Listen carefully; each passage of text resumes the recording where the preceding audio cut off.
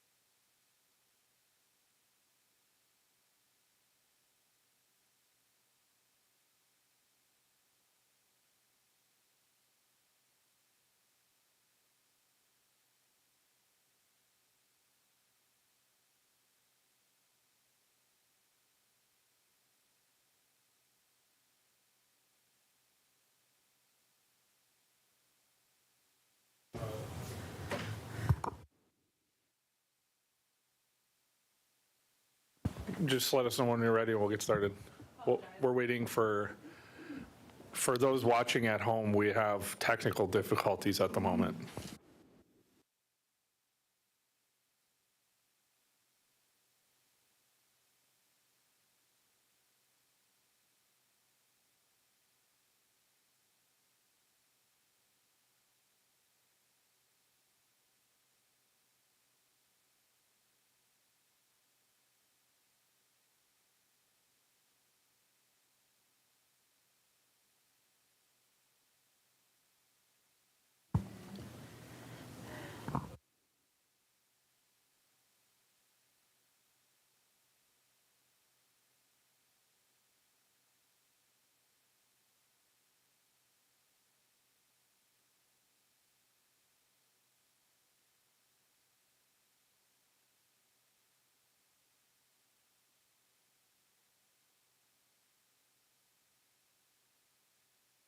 All right, it looks like Josh is ready, so take it away.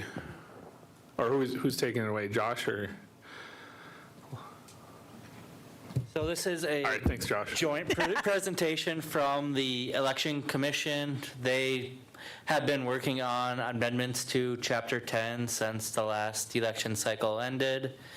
And right now they have identified 3 items as their priority changes to the Chapter 10 prior to the next election, with those being the composition of the Election Commission, the deadlines for which the election is conducted, and the complaint process. With me, I have 2 of the commissioners, and I'll let them introduce themselves.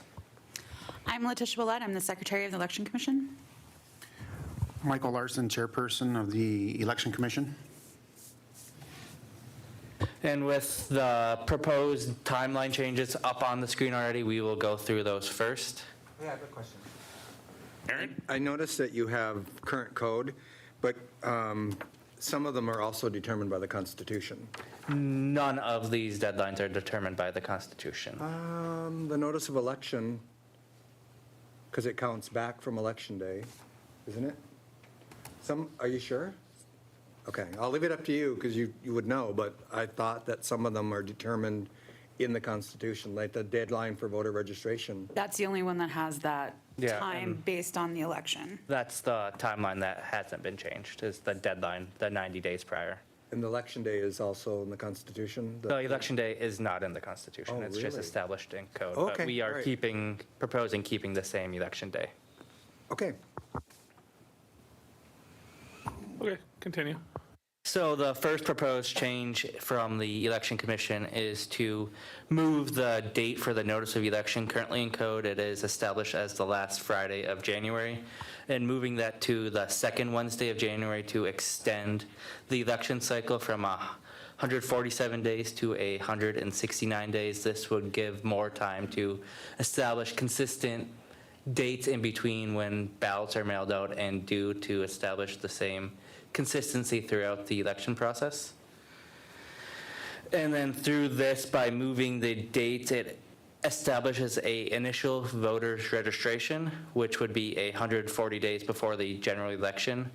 This would give a voter roll for the primary, but then 90 days prior, we'd still have the official registration deadline, which would be the general election rolls. So that's ROLL, right? Yeah.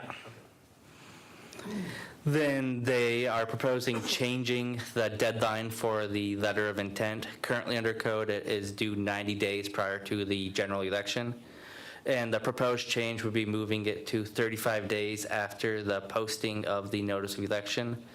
This would change this timeline. Currently, a candidate has 79 days to submit their letter of intent, and this would cut it down to 35 days. And then for the nominating petitions currently under code, those are due 70 days prior to the general election.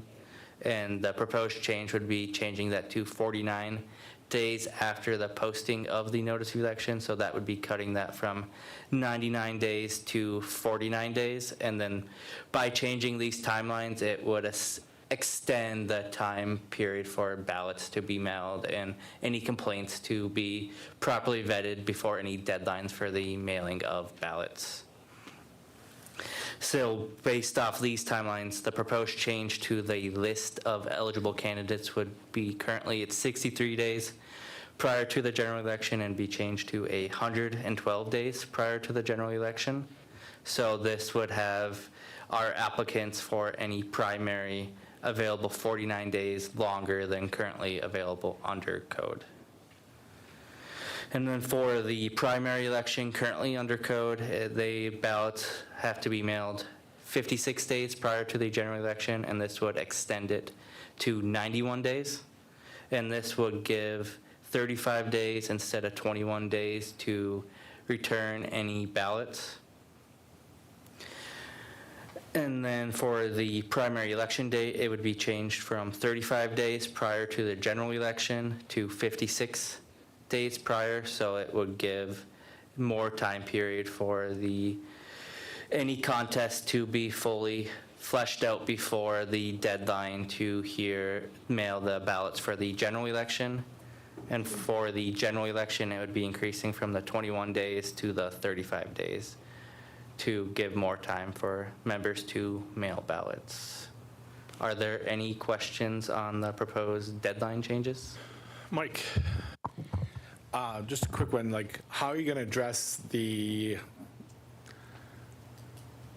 changes if someone registers to vote? Because they have till 3 months, up to 3 months. If they've signed in petitions and whatnot, and there's those variations, I mean, I guess how are we going to capture that? Because that's been one of the things in the past was that they have up until 3 months to register per the Constitution, so we were never able to change that. But if we're allowing nominating petitions or whatnot to go out ahead of time, and people are gathering, I'm assuming you're going to allow candidates to get information prior to this too, so you're going to have like a revised voter registration list. But how will that affect somebody who they were given information from you guys, hey, this person's registered here, and then they've changed addresses or not? Are we going to account for that because you have a window where they can, before that, that's one of the reasons why we had that deadline where we had it, was because members had up until that month to register to vote. So without that with that fluctuating deadline out here now, information may not match. So I guess I'm just making sure you guys are accounting for that and you guys are taking steps that won't hold a candidate responsible because they went and got information and then that information has since changed because Oh, candidate can change it. yes, because So we'll have the two competing lists. I see You're what you're you're gonna have multiple lists going on because you're gonna have a list that's available to candidates and then members can still register up until 3 months. So then are they allowed that list as a candidate again? Are they gonna get a revised list? And then Yes. you'd also not hold them accountable, like what list are you going to hold them accountable to, I guess, would be the question, because.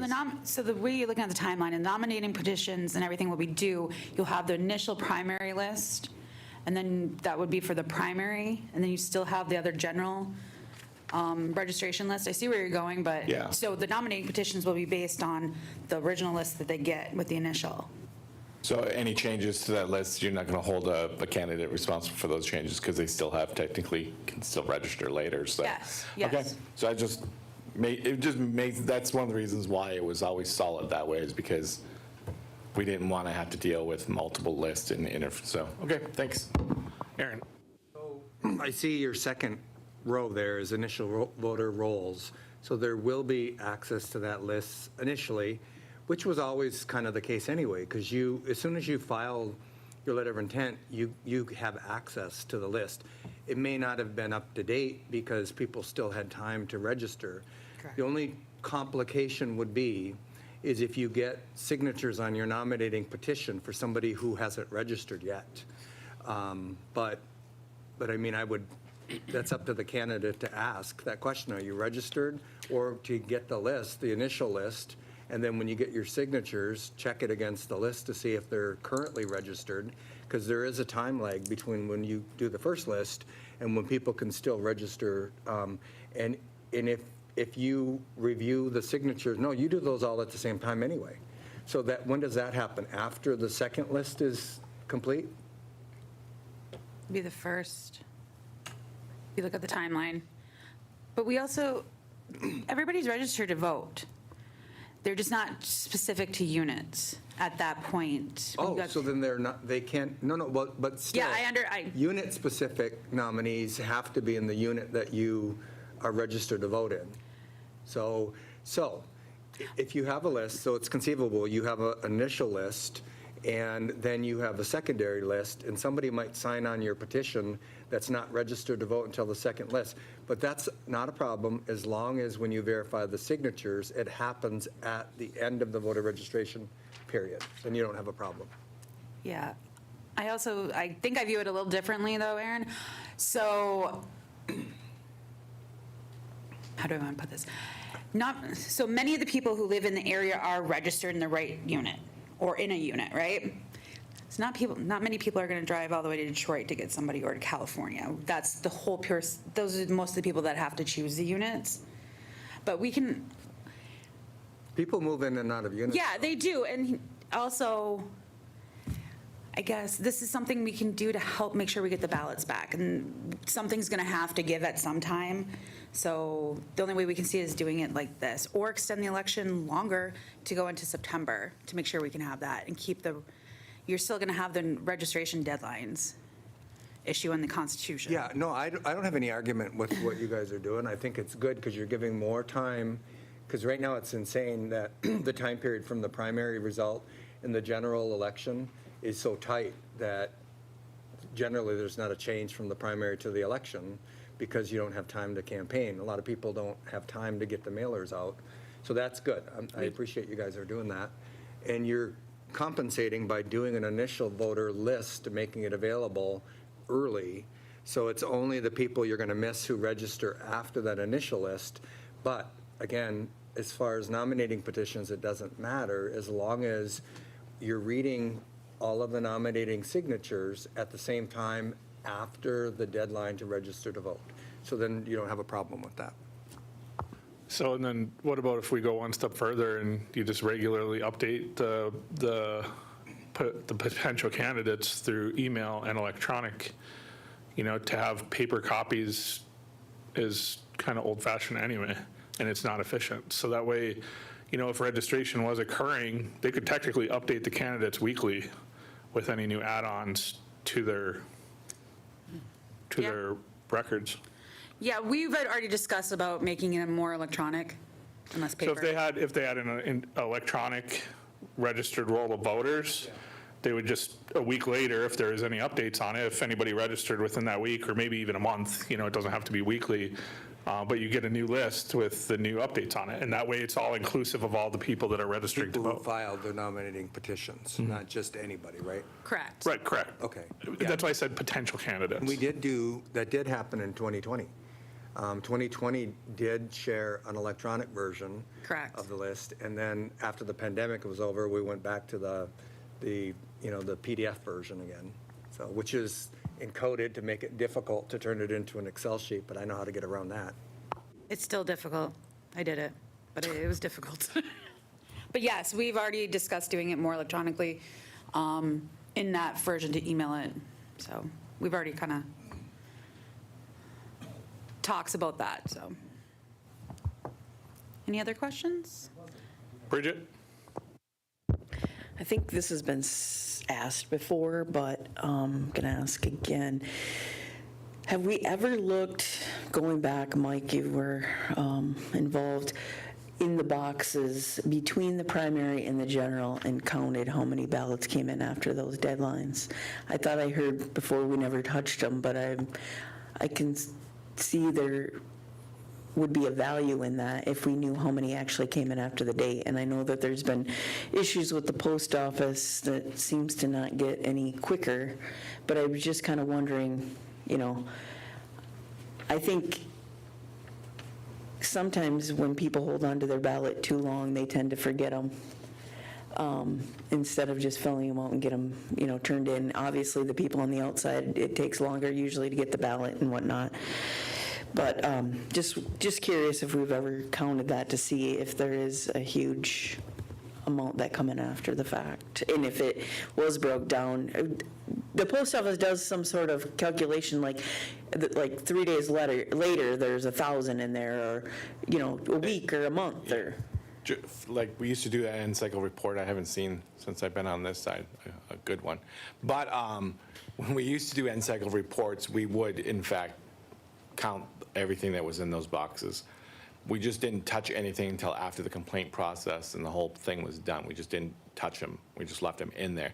But we knew the counts because the post charges you. They charge you for every single one coming in, so you can see them as they come in, Did we see any big, huge spikes like right after coming in late? There'd be some, but there weren't anything major, and those were included on N-cycle reports. There was never any major, huge spike of like, oh, if we would have just waited one more day, we would have had X number. It was nothing like that. They would consistently come in still, 4 or 5 a day for the next couple, probably for about a week. But there was nothing major, no spikes.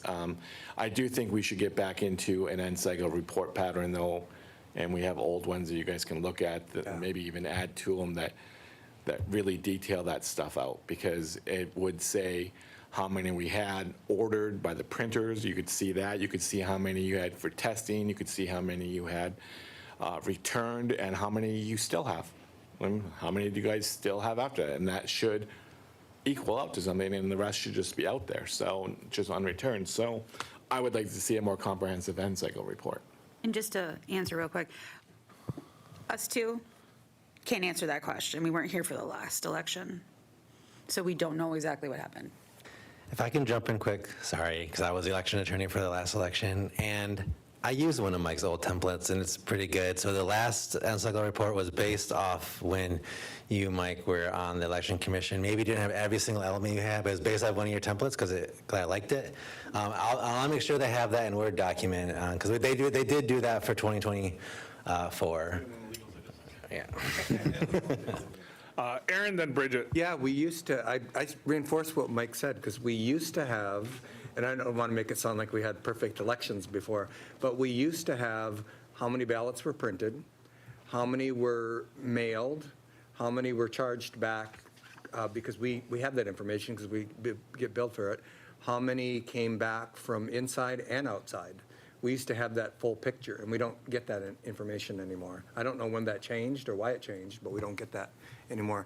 And the reason for that, why that's valuable, is it does add to the transparency, because people can add the numbers up and you can see, And if you don't have that information, you're like, well, wait a minute, how many ballots were printed? And then all the conspiracies get spin out of control about printing ballots and stuff like that. So this way, you know the actual numbers and everything's accounted for. Right.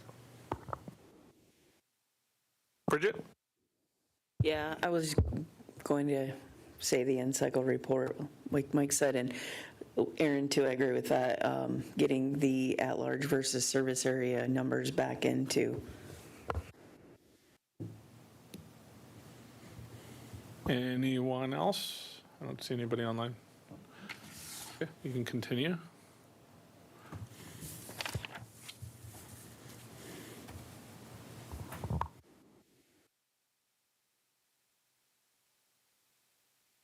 Yes, we are presenting it today, and if the board has no issues with the proposed code, we would be bringing forward a resolution at the next meeting for. Code has to be amended. Yes. So the next issue that the Election Commission tackled as a priority issue was the composition of the Election Commission. So the first issue they wanted to make was, It's section 10104. Sorry, Josh. Before you get started, let Bridget? I was just going to ask why we're going to 9. I would suggest the 7 like we did with enrollment, but maybe you guys have a, So I got an answer for that, and I knew that was going to come up. So the vision of the Election Commission is in conjunction with the software we discussed a few meetings ago, or a few workshops ago, to really have technically no employees be involved in the whole election process. And I ran quick numbers in my head, and it seems like a 9 would be the perfect number. 2 to run the computer portion of it, 2 to run the scanner, 2 to count to the 50 count, or however many we can scan at a time, the batches, that's the word I was looking for. 2 people to collect it, and then as the chair being a rover, that's 9. That's how I thought about it. And I think everybody else kind of agrees.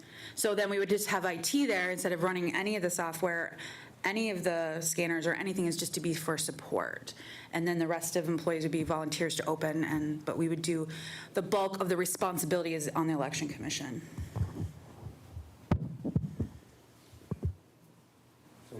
So 9's needed, not 7?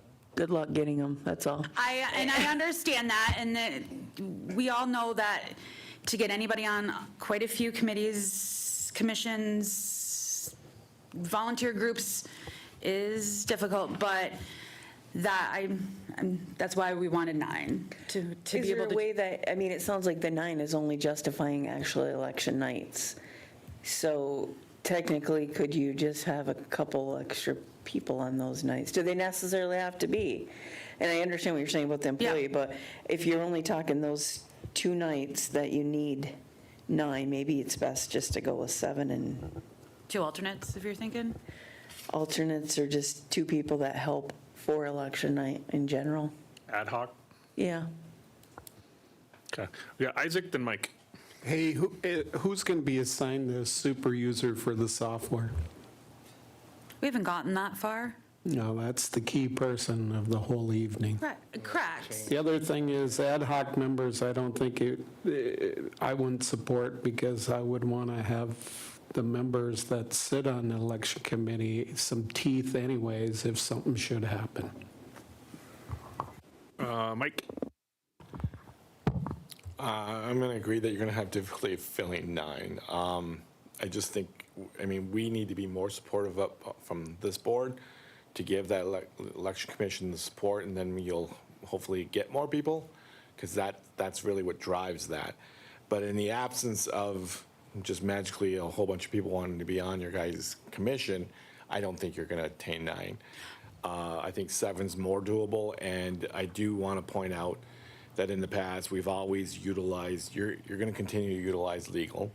You're going to have someone from legal staff there. Oh, I understand. It's. And at one point, election commission had a secretary that we paid for half a year every year, even though elections are only, every 2 years.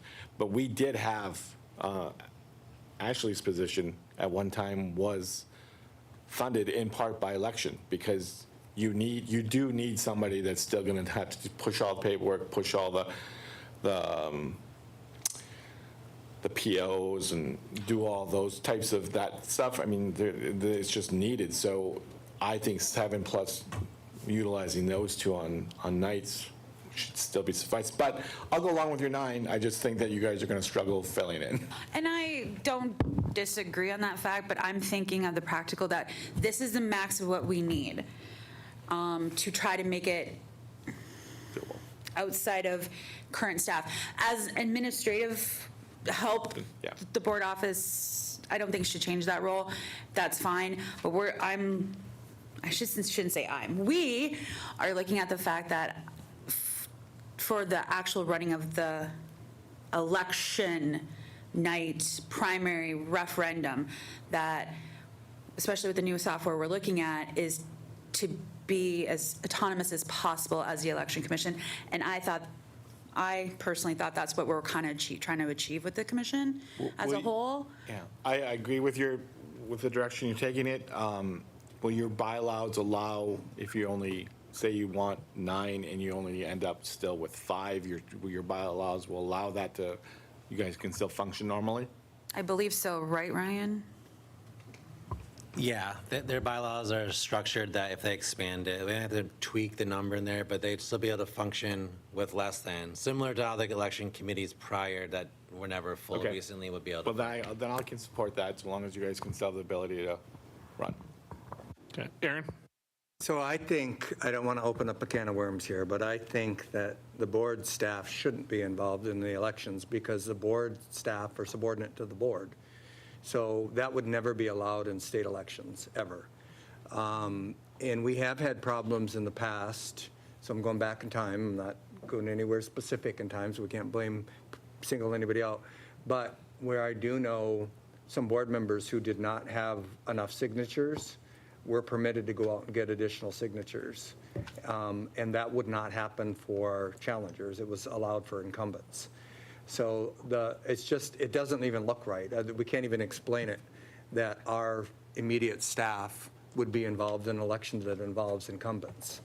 So I think we should try to get away from that. It's not necessary because it could be somebody designated in legal or, somewhere else. So it's not an immediate staff member of the board of directors. So the only thing they would be in charge of is, hey, Ashley, can you go rent this room for us? That's what we're talking, the administrative support of it, that's it. If we can promulgate that then, because in the past, the board's office has been intimately involved in that process, and I think it's crossed the line many, many times. So I just gave you an example of a board staff advising board members they didn't have enough signatures. And in one case, it was they got signatures in the wrong unit, so they advised the board members to go out and get more signatures. So as long as those are promulgated and written down someplace so that it is purely ministerial, it's a matter of paying for the postage, and all of that, then I don't have a problem with it. But they shouldn't have any discretion over, and another thing is security of the ballots. I know that was a big controversy in the past. I think that needs to be spelled out better and written down someplace, who has access. It shouldn't be left to the discretion. One other thing is we've had somebody that's a long-term staff member that no longer works for us. So who's in charge of all of that now? Who's the security protocol person? The super user, as Isaac called it. And then one last thing is during the count, I was very uncomfortable with individual members of the election committee that were going into a zone of where the ballots were being on the machine, that there was no reason for them to be there. And I know that, there was a procedure that was followed because there was some conflicts of interest for some election committee members. So I think it doesn't instill confidence if they're in a secured area where they don't need to be.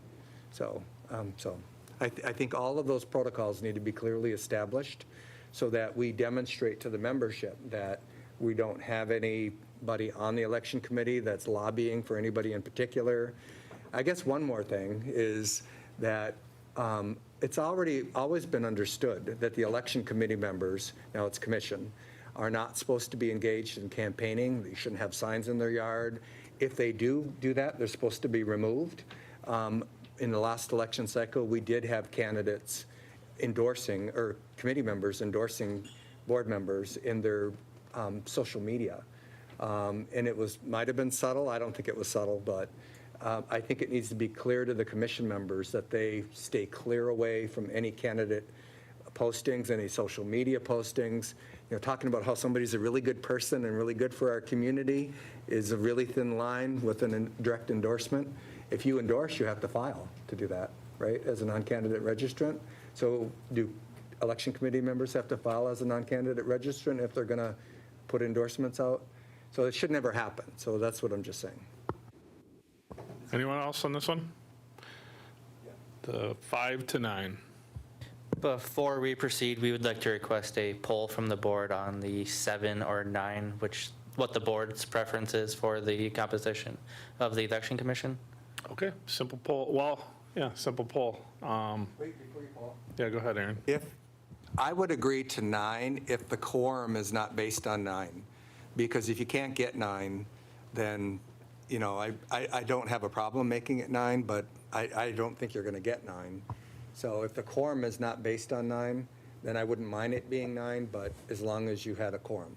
Ryan has some input. Yeah, so the quorum is based on seated commissioners. So if there's only 5 or there's only 7, the quorum is based on how many seats are filled, not how many max could be filled. Does that make sense? So even if they're less than 9, they can still have a quorum under their bylaws. It's based on how many seated commissioners are there at any given election. Do we have feedback from Mike on that? Well, no, I'm reading in a different section that throws a little bit of a wrench into how I might vote now, because it says in the event of vacancies on the commission, the board shall select a replacement who will serve the remainder of the term.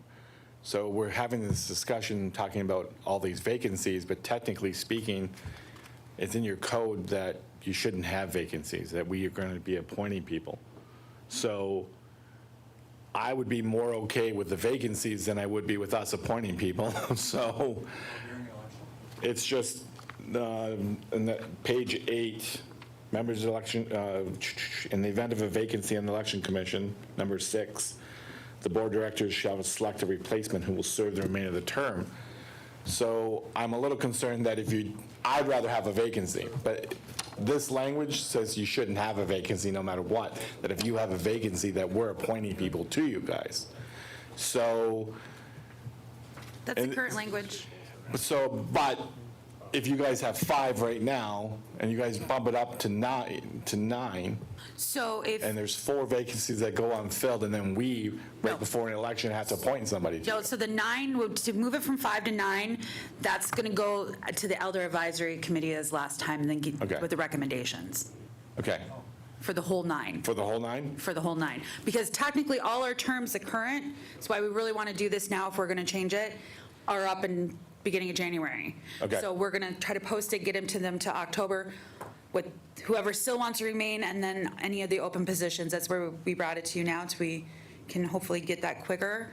And the whole 9 will be chosen by the Elder Advisory Committee for the original 9. I kind of jumped ahead, sorry, Josh. And then when we have vacancies, Yeah. if somebody resigns, it goes back to the board. Okay. Understood. Okay. Okay, we can keep going. Are you guys requesting a poll right now? Yes, 7 or 9. Okay, so we need to decide whether or not the board's supportive of having 7 people on the election commission or 9. So we'll do a roll call poll on that. So when Ashley announces your name, just say 7 or 9, then we'll give them direction. Aaron. 7. Bridget. 7. Kimberly Lee. 7. Sean. 7. Tyler. 9. Kimberly Hampton. 7. Michael. 7. Kimberly Gravel. 7. Isaac. I'm going with the election commission's request of 9. Why won't we? They're making us a recommendation. Rob. 7. Okay, so 7 it is. So give us 1 second here. Sorry.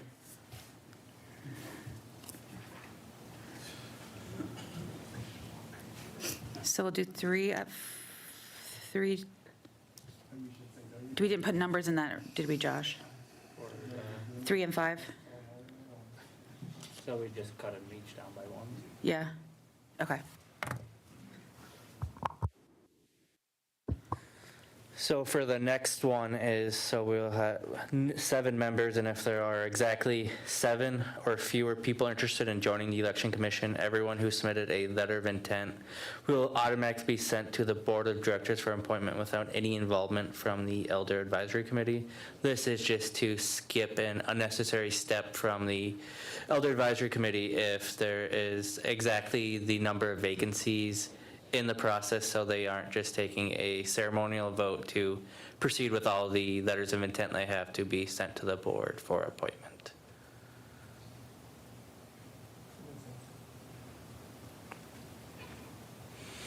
Then the next one is for all vacancies and appointments after their original appointment of the 7 members of the election commissions shall be made by the board of directors without any recommendations from the elder advisory committee. And this was a change that the election commission voted on and decided they wanted to make that recommendation to the board to remove the elder advisory committee after the first appointment. Okay, any discussion on that recommendation? Bridget? Okay, so you're saying after the initial one, the election commission would make those recommendations to the board? No, all the letters of intent would go to the board, and then the board would appoint without any recommendation who they wanted to seat on the election commission. All right, thank you. Okay, Tyler? I don't know, I still feel like the board shouldn't be directly involved after the first round, still. Like, there needs to be an in-between process where the recommendation comes to the board, and then the board, if they were to go against the recommendation, then the public would understand why, as opposed to the board handpicking members of the election commission when half of the board will be in an election every other year. So that would be my one concern, that there needs to be some kind of process to choose these commissioners, or at least make the recommendation outside of the board itself.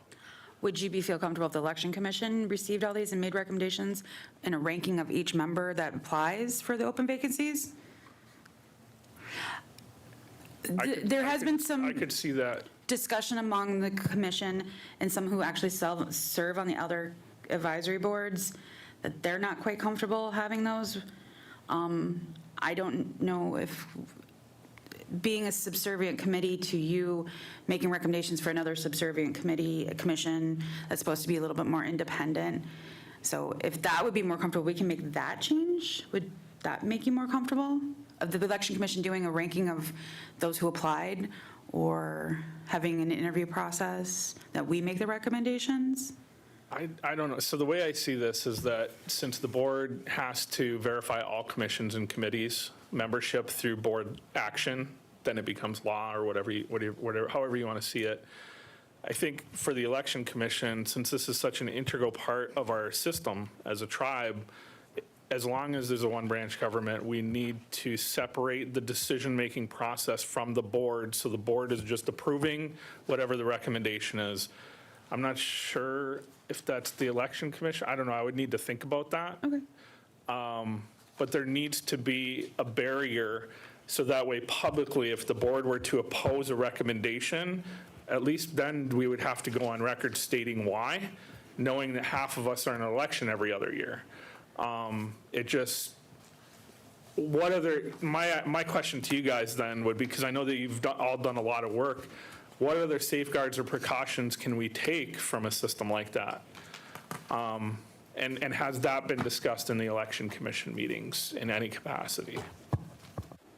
Not to the full extent that you're asking.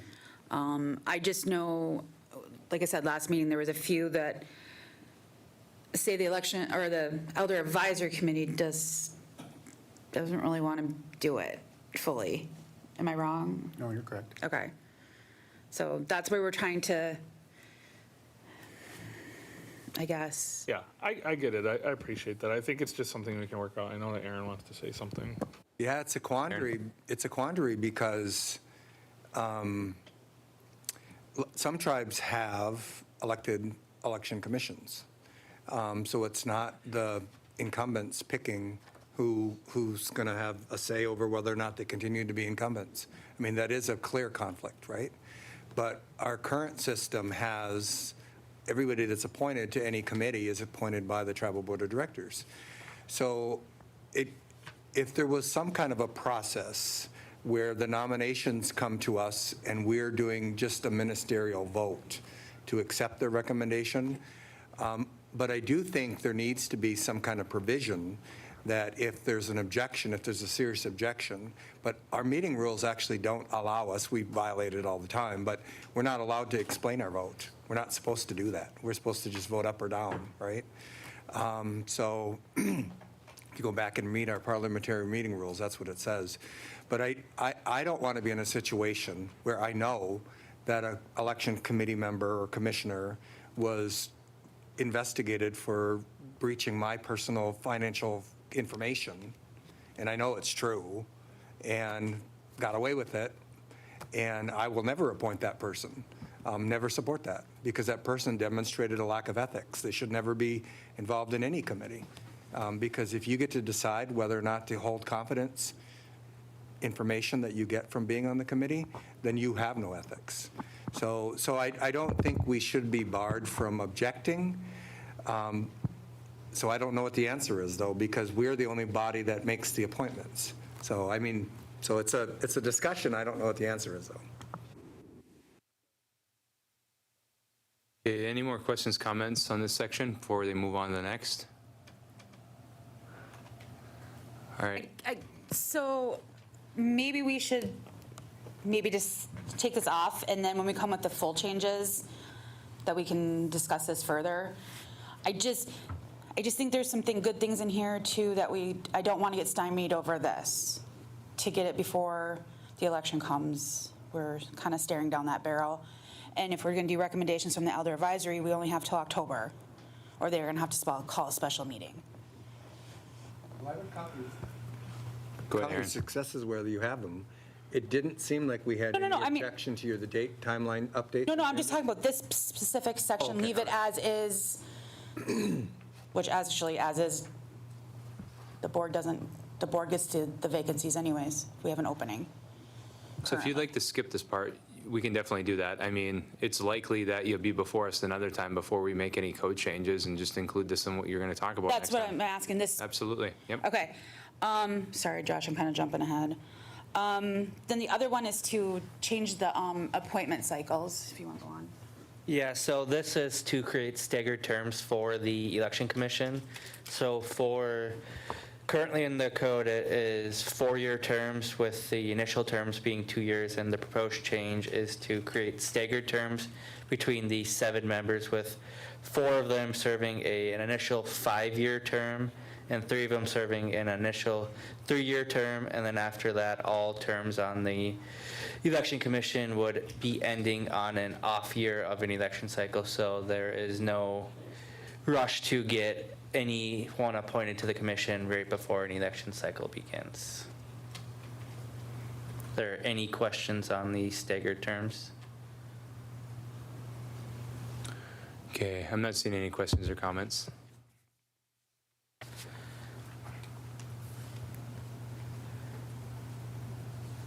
Okay, Mike. Mine's not on the staggered term thing, though, so I have a question on the date, so I don't know if you want me to hold till the end, or... Do you guys have a problem with them asking this right now? No, we would have no problem. Okay, go ahead, Mike. All right, so I'm looking over your notice of election for your dates. So the deadline for a non-resident member is the day after the deadline to mail blank primary ballots.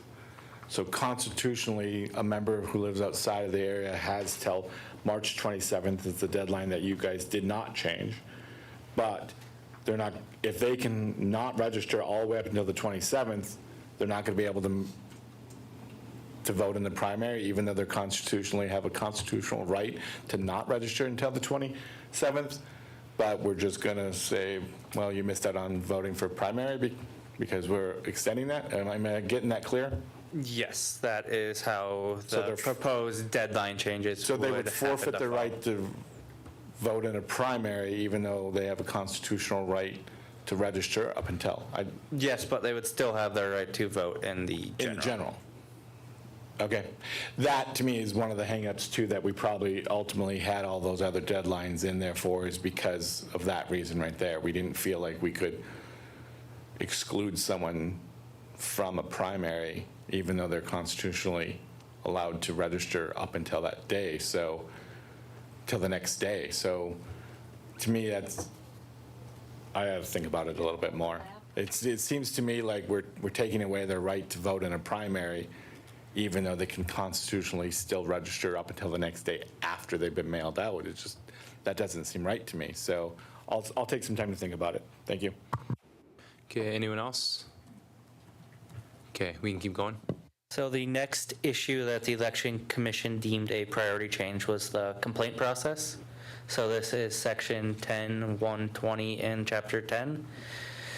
And the first proposed change they wanted to make was that all complaints must be submitted on firsthand knowledge of a alleged violation, and the justification for pursuing this change is no other entity allows any type of complaints to be submitted on secondhand or hearsay evidence. They want to have someone who witnessed a alleged violation be the one that submitted the complaint, because one of the other changes is for any type of complaint going to a hearing instead of the Election Commission just making a decision based off the complaint. Okay, any discussion here? So this would basically eliminate the possibility of filing complaints against candidates based on hearsay. Yes. Okay. Going once, going twice. Aaron? So one thing that I think is needed, because I want to be careful, it's a balancing act between ensuring that you have a remedy, that you have due process, but it not be superfluous or frivolous, right? So there should be a requirement when somebody makes a complaint that it has to meet a prima facie case. It has to make sense. I don't think the committee should be, mucked up with a bunch of just frivolous complaints. So if a complaint's made, it's got to be that a violation of the code happened, right? If they're not making an allegation of a violation of the code, and they're just pissed off, or they're angry, or they don't like the candidate, we shouldn't waste government time on that kind of a complaint. That's a political complaint. And once those complaints are made, there's damage done to the candidate because it's reviewed as if it's a legitimate complaint. So I'm not saying ignore away, just ignore away. So it's a balancing act. If they have a complaint and it cites a specific violation of the code, then I do think it needs to be reviewed to determine if it's an issue of fact and disagreement. That's not up to you guys to decide. Then it proceeds, right? So that's what I'm Yes, saying. so for any complaint, the Election Commission will review the complaint and make a decision if it is a frivolous complaint or not, and if it's deemed a non-frivolous complaint, it will be set for a hearing for both sides to come and present their evidence.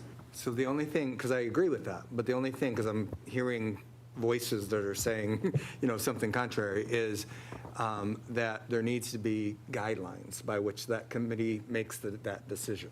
It shouldn't be a discretionary decision. It should be, is there a violation or not? If it's not even an allegation of a violation of the code, it should be gone, so. Okay, Bridget?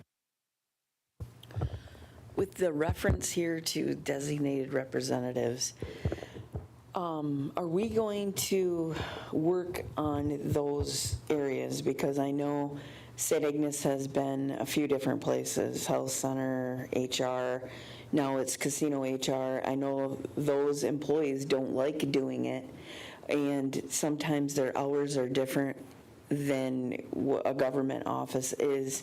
And so now we're saying we're going to also submit complaints to them. I'm just wondering, I guess that's an avenue to drop off a complaint, but I think they really should go to somebody else on the committee. And I think we should work on those areas where they're going to be, who those representatives are going to be ahead of time, because I know that there's been issues in the past with that. It's been, I think it was Lambert Center maybe at one time, which is on trust land, but obviously the new clinic is not on trust land. And so just kind of figuring that out. Because like I said, I know the people in that HR office do not want to do it. They didn't want to do it last time. Yes, so that's going to be part of the broader changes when we come back with the big code change. This is, like I said, these are just our priorities. We understand that. We're hoping to, again, be more electronic sooner than later, so we won't have to have as many designated spots or as many people visiting the designated spots, because we always have some old schools that don't like technology, so. Any And other along questions, those- comments on this section? Okay, go ahead, Bridget. Since we're still under the complaints, I guess.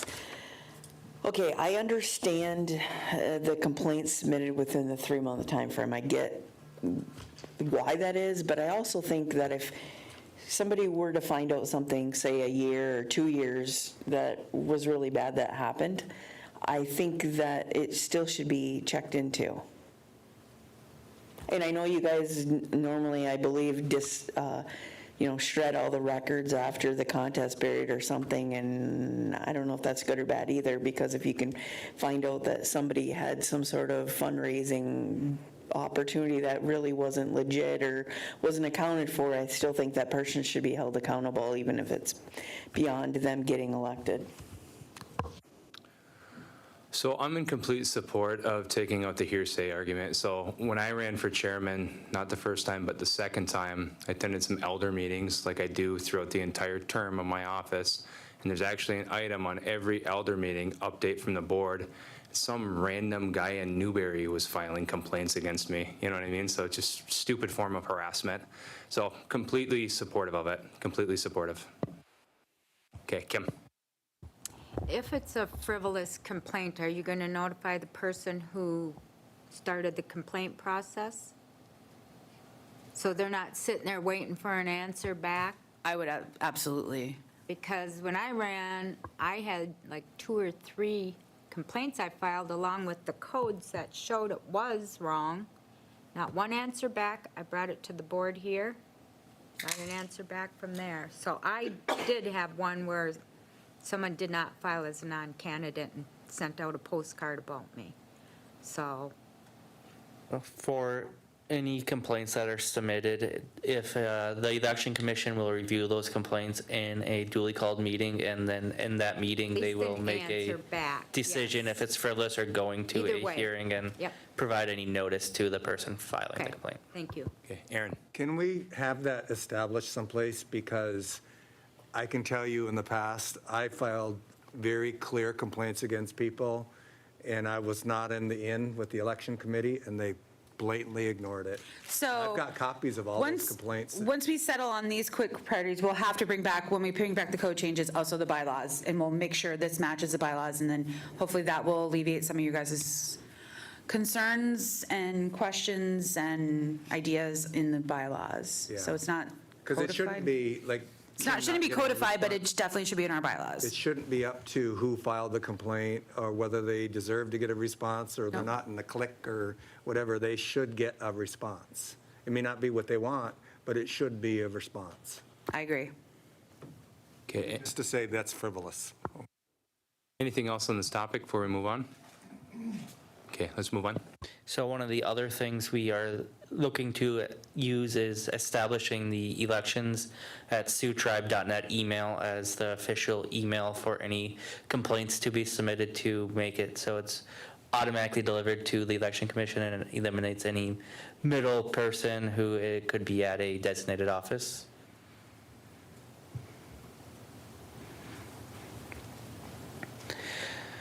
The next proposed change is moving from 7 to 10 days for the time period in which the election commission has to convene a meeting to review a complaint.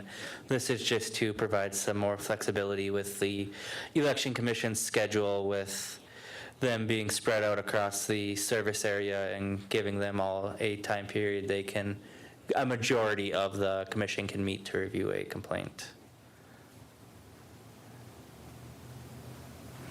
The next proposed change is changing the role of the election commission attorney.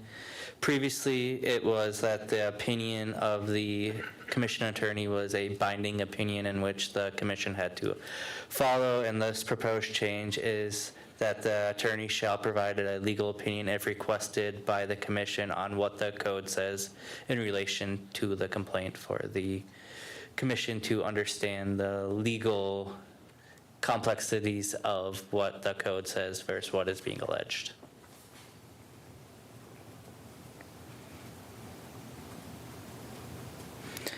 So the Election Commission is looking at establishing two categories of complaints: an administrative complaint and a campaign complaint. An administrative complaint would be anything related to filing of paperwork with the Election Commission. And these are the types of complaints which the Election Commission, by a majority vote, could proceed with. And if a administrative complaint is proceeded with, the Election Commission will have two options: to either dismiss the complaint as being frivolous or based on secondhand knowledge, or issue a notice pursuant to the public sanction schedule. And the reason that this isn't being set for a hearing is because it is an issue with filing all your proper paperwork with the Election Commission, so they have the ability to know if you submitted that or not. And the second type of complaint would be a campaign complaint, which would be any types of violations related to campaigning. And these complaints can be initiated by any member or candidate through the complaint process. And if a campaign complaint is filed, the Election Commission will dismiss the complaint in writing as being without merit if the complaint is based on secondhand knowledge or frivolous, or convene a hearing and render a written decision pursuant to Section 5 of this code. So one of the big changes that is being proposed in these is that it is removing the investigative authority from the Election Commission. So the Election Commission won't be conducting its own investigations on any complaint that is submitted to them. Are there any questions on the two categories of complaints? Okay, Aaron? So are you saying that a hearing has to be held to determine if it's a frivolous complaint?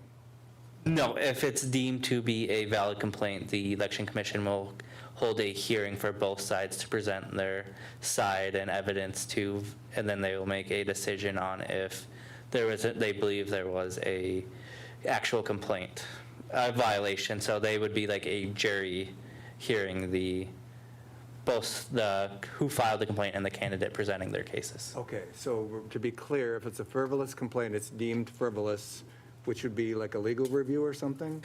It would be, so if the commission requests a legal opinion on if it is a complaint under the code, they would get that legal opinion and they would decide if it. So hold on for a second. So that sounds like a discretionary decision of the committee. The committee would be deciding if it is a frivolous complaint or not. So, see, the problem with that is that lay people that are on the committee are going to get a complaint. And if the complaint doesn't allege any violation of any of our election laws or code, that's frivolous. And so, but they're going to make a decision on whether or not to get a legal opinion. It seems like it should make a prima facie case before the committee's even talking about it. Because unless, I don't think any of the committee members are attorneys. So it seems like that should be a step that has to be met before the committee is looking at whether or not it's a frivolous complaint in the first place. So you see what I'm saying? Otherwise, they're making a judgment, not necessarily based on the law, and it's a discretionary that they ask for a legal opinion. It should be a requirement that a legal opinion has to be rendered on whether or not it's a frivolous complaint. You see what I'm saying? Yeah, I understand what you're saying. Yeah, because otherwise you're asking lay people to make a judgment, and you're giving them the discretion to ask for a legal opinion, but it shouldn't be a discretion. It should be either it is a valid complaint or not. The facts can be decided through the adjudication, So, you see what I'm saying? Because there are some people that are pretty smart. I mean, Austin went through it, because I watched some of the complaints that were filed that were not, they were frivolous. And they should have never been given a public forum during a campaign.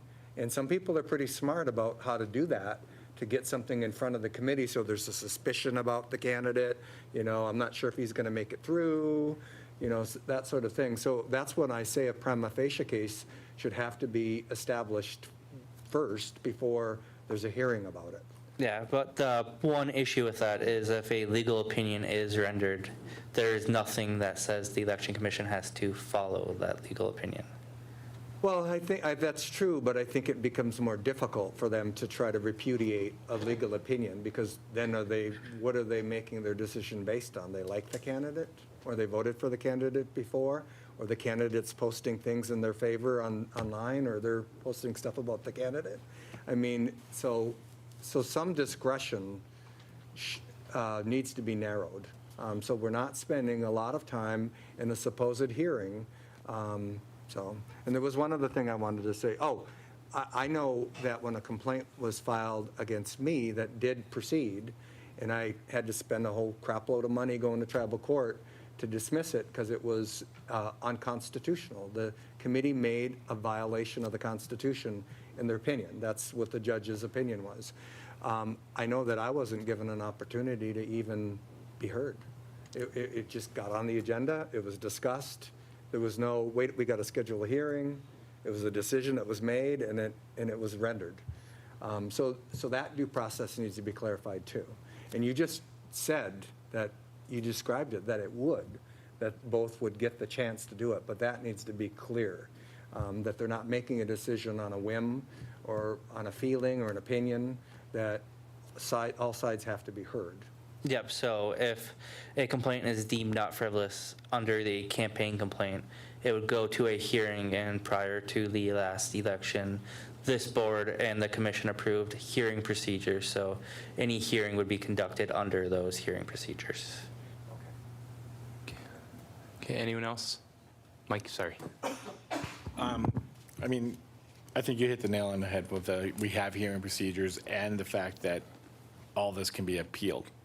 So taking those into conjunction, and the fact that any sitting election commission is going to be taking their legal advice anyways, but it's just that it's advice. This is how he reads law. So I do have questions on this issue, the issue of notice pursuant to the published sanction schedule. So it's not defined anywhere what that is. So is it the intent of the election committee to be publishing that ahead of so should we define that at least in definitions, or is it going to be anywhere else in this code? Because I don't like approving something that refers to something and I don't get to see that something. Yeah, so currently there is an approved sanction schedule from the 2024 election. Okay, where's that at? Is it in the code? Is it on the notice of election? I believe it's on the C-Tribe page. I might be wrong. I think maybe it'd mostly be wrong best to sometimes. incorporate it right in here, I guess, unless it's something that changes often, but I wouldn't see a reason why we wouldn't just put it right in the code, and there you have your schedule all, at all times too. We can do that. But if it's approved by the board, you're saying, so we must have approved by Reso, a previous sanction schedule? That would be Can Ryan. I jump in? Can I jump Yeah. in quick? I was since I like, that's a was- Ryan Yep. answer. So the sanctions under the current Chapter 10, that's an authority given to the Election Commission to adopt and publish it without the board having to approve it. It was part of last revision of Chapter 10, that attempt to separate the board from the commission. So last election, what they did is it's posted on our website under the Elections tab. And it was also included or should have been, it was included in the candidates packet. So they had like the most recent sanction schedule adopted by the Election Commission, and they adopted it in one of their open meetings. So it was talked about and adopted. I can't remember which meeting. It was early on in the election cycle. It was one of the first things that they did. They adopted their bylaws. They readopted their hearing procedures, which didn't change, just some grammatical and. January 24th, 2024, it was adopted. Thank you, Tish. Okay. And so then they adopted the sanction schedule, published it to the website, and then put it in all the packets. That's how it's currently working under our Chapter 10. The Okay. board is hands-off right now with the sanction schedule. It's fully delegated authority to the commission to set it up how they see fit. Okay, and can that schedule be amended at any given time then? Yeah, in theory, the Okay. commission would be able to amend it as the majority would see fit, yeah. At any given moment? Okay, I guess I I would would be like. probably feel more comfortable, maybe if we can change that, when we'll come back Okay. to cannot be changed after the notice of election. Okay. I get where you're going with it, Mike. That would be my concern, is just that I would like to see That we could just those. move it anytime in the middle of an And- election, And they're ironed out absolutely. ahead of time. These are the rules, these are what the expectations are, follow them, or this is what happens. Exactly. And then that there's no change in the middle of an election. I would want to avoid that. So yeah, if we could look at language to Yep. make sure we secure it. Thank you. Yield. And just, we're going to take all this back. We're actually meeting right before your next board meeting, so we will be able to discuss this and then hopefully we can get this on for the August 19th board meeting. Okay, anyone else on this section? Rob? I'd just like to say that I agree that the complaint process should not be up to the discretion of the committee. It's pretty simple. We need to have a process to where a qualified person can determine if a law or code has been violated. That's why from the beginning of this, I said I would never vote for anything other than placing the complaint and hearing process within the courts. I think the election committee should be refined in scope to carrying out the functions of the election as far as the process of mailing the ballots and schedule and making sure everything's on track. But as far as holding hearings of people, I think that the only people that should be holding hearings are people who are qualified to do so, that hold a legal license. So I'm going to be a no vote on this no matter what we do. But as far as refining the scope of what a complaint is, a complaint has to be a violation of code, and we need a qualified person to be able to determine that. Still, I'll be a no vote. I'm not going to vote for anything that doesn't have the complaint process within our court system under qualified legal experts. Mike? I slightly disagree. I think that we have a process in place. It can be appealable to the court, so the court's still involved, and it's not unprecedented. The FCC is a commission that is of lay people, and they're not experts in communication or anything, and they're handing out fines left and right, huge fines. So they're an extension of the government. The government appoints them, and they have a job to do. You guys are setting up sanction schedules. I think you guys are doing it the right way. You're putting it ahead of time. These are the rules. These are what we want you to follow. If you don't, this is what's going to happen. You have set it. You have hearings involved in here. I think we are fine-tuning this as we go, and I like the changes so far. I mean, except for the timelines. I'm a little concerned with the timelines but I'll yield at that.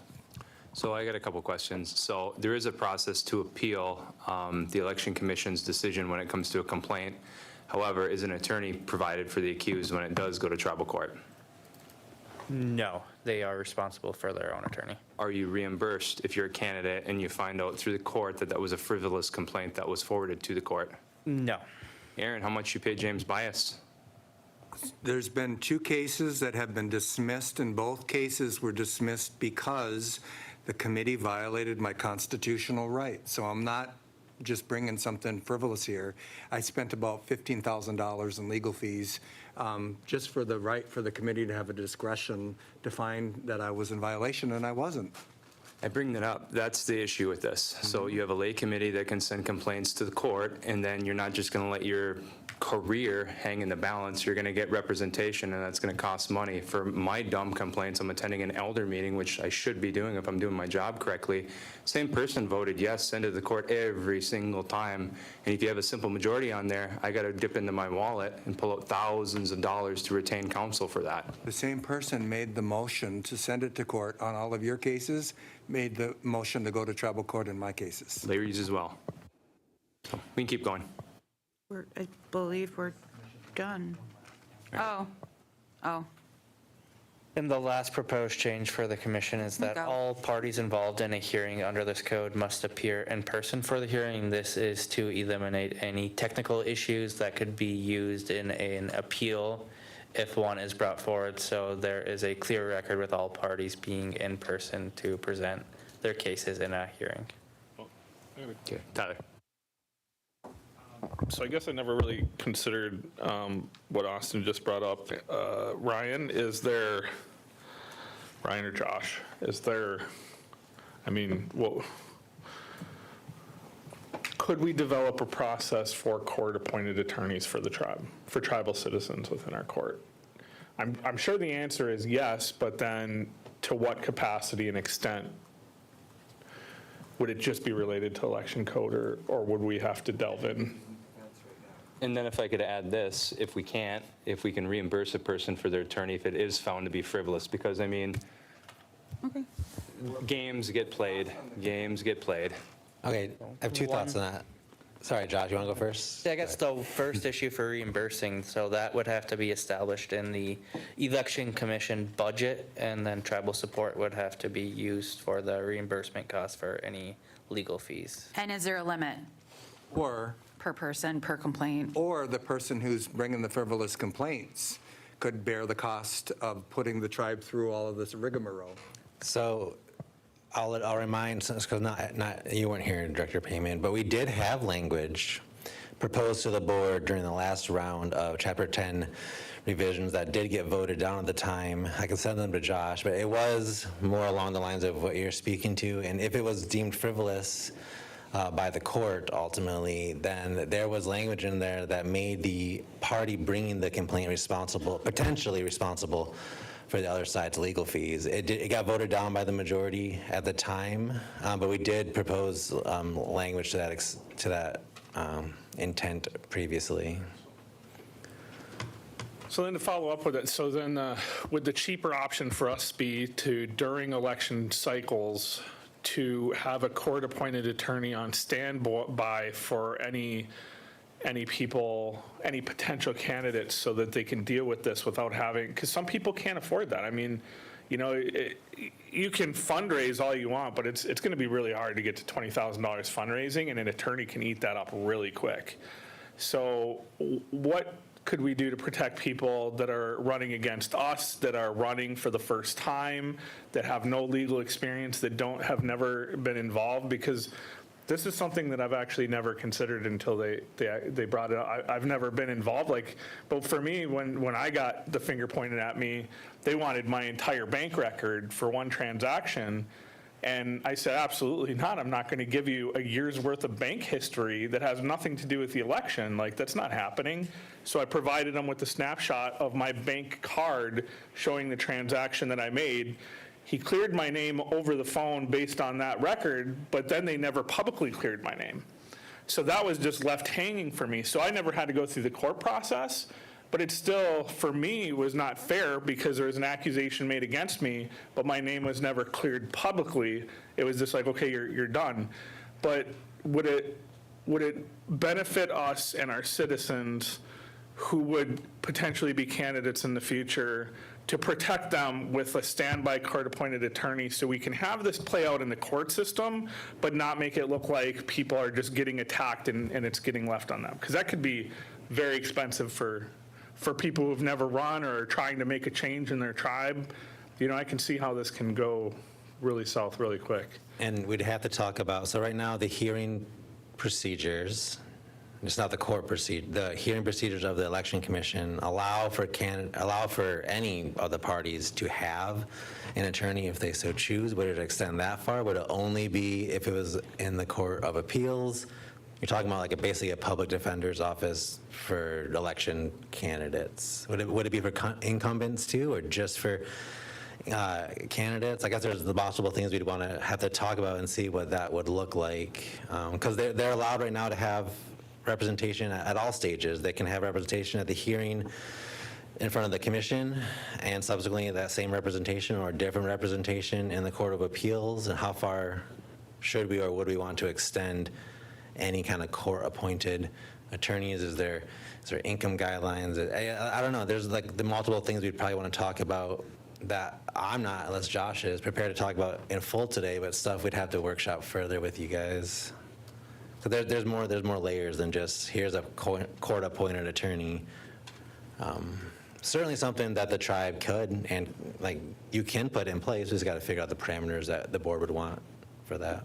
All right, thank you. Also, I want to say I'm very supportive of all the changes you made here. They just bring up a valid point. Like, it's something I think that we need to address to protect our people, because like, if the people cannot afford it, I mean, you could just bury them in frivolous complaints, and that's just not fair to our people who are trying to make a change. And I'm not disagreeing at all. Yeah. Aaron? Well, I just want to add, and I'm trying not to get carried away, but I just want to add that in 2022, well, first let me say some of the, what you are recommending should be able to deal with some of what we're talking about. But in 2022, there was a complaint against me for a violation. It did not meet any violation of the code at all. I was fined. I was threatened with another fine if I didn't pay the original fine. There was no due process. There was no hearing. I won because there was no hearing. And what was happening was there was an attorney assigned who was on a crusade. And I wasn't the only victim of that. The board, I don't know if it was all the board members or all the candidates and all the incumbents, or if it was just the challengers, were, I don't know that there was even a complaint filed by anybody, but there was a burden of investigation on every challenger. And I don't know, and I'm not asking anybody to reveal it now, but if it was true for both the challengers and incumbents, but to have to turn over your bank records, that is crazy. They were on a fishing expedition to try to prove something, that somebody was whispering in somebody's ear that there was a big conspiracy, and I know that I was implicated in it somehow. So I think that sort of thing should not be able to happen. It shouldn't be, the committee shouldn't be, committee members shouldn't be bringing complaints. At the first meeting with the current commission, a committee member brought a complaint against a candidate. The commission is not, that's not what they're there for. They're to hear complaints, not to bring complaints. So they would clearly have a bias by bringing a complaint themselves to the table. And So it's the same- can I just interrupt 1 second, Aaron? That's what we're trying to stop. We're trying to stop those. We now have meetings in public. We're trying to get the hearings in public, so there's none of those questions anymore, so. So I appreciate that. So I think, though, that we need to put in place whatever we need to so that the election attorney and the commission themselves don't create the crusade, because a lot of activity was, the board members were put through a lot, and I wasn't even a candidate then, but were put through a lot in an investigation for which I don't believe there was even a complainant. I don't think that a complaint was even filed. So Tyler, the way you described it suggests there was a complainant, but I don't think there was a complainant. I think the committee and some committee members and the attorney just decided they wanted to start finding out if I paid for all of your elections. That's what I think that was all about. So that shouldn't even be allowed to happen. So if we're talking about setting new rules in place, and it's not discretionary, so let's figure out what needs to be in place so that can't happen again. So I just want to add this, and I appreciate you giving us the history. No, it's okay. So for the audience's information, there isn't a single member of the election committee that was on it during that period. So that's something to keep in mind. They are doing things in a very transparent way. Basically, every time they meet, there's a camera pointed on them. It's on YouTube. So you guys are making a lot of really, really sound improvements, and we appreciate that. So can I just follow up with Aaron? Yep. So that's the difference between an administrative and a campaign. The campaign has to be, the way I'm reading it and understanding it, a campaign complaint under the code needs to be brought by somebody else besides the commission. Now, if you don't turn in your paperwork on time, I'm going to send you a letter as a commissioner, because that's, I think, our role as an administrative part of it. Other than that, I don't see that Yeah, happening. and just one last thing. Our elections are complicated to run, and we make it so complicated for candidates. And I mean, at the end of the day, they're not large elections. I mean, some high schools require more votes for people to become high school prom king or queen than some units require in votes. We make it so challenging, so difficult to where there's so many rules, and then people can play gotcha, you know, and tattletale to try to get you to not be on the ballot or whatever and make it so you don't win. It's dumb.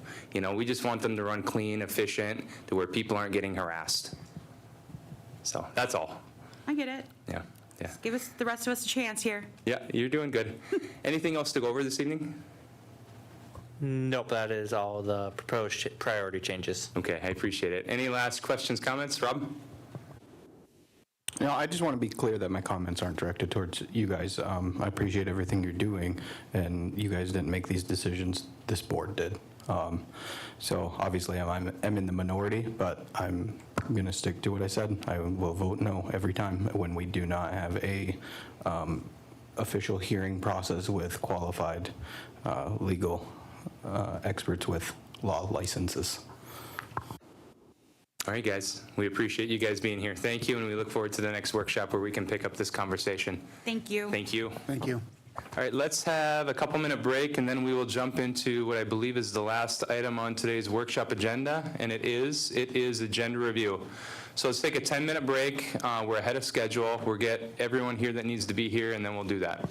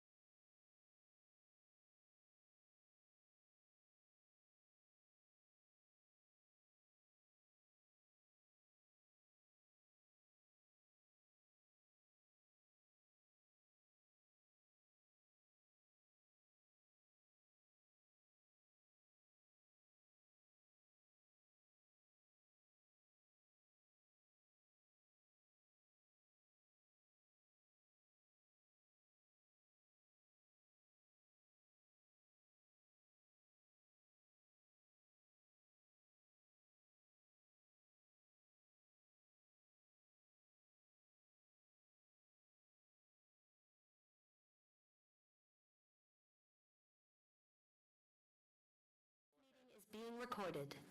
Sorry. All right, guys, we're going to go ahead and get started with agenda review. We have quite a few resolutions on the agenda today. So we're ahead of schedule. Not all the staff is here, so we're going to be doing some jumping around. However, it looks like Wendy is here, right? Is Wendy Hoffman here? There you are. Hey, Wendy, how you doing? Oh, yes, I'm here. Good, good. So we're going to start with you, Wendy, and if we could start with Transportation Department Regional Tribal Transit Program Operations Manual. We'd appreciate it.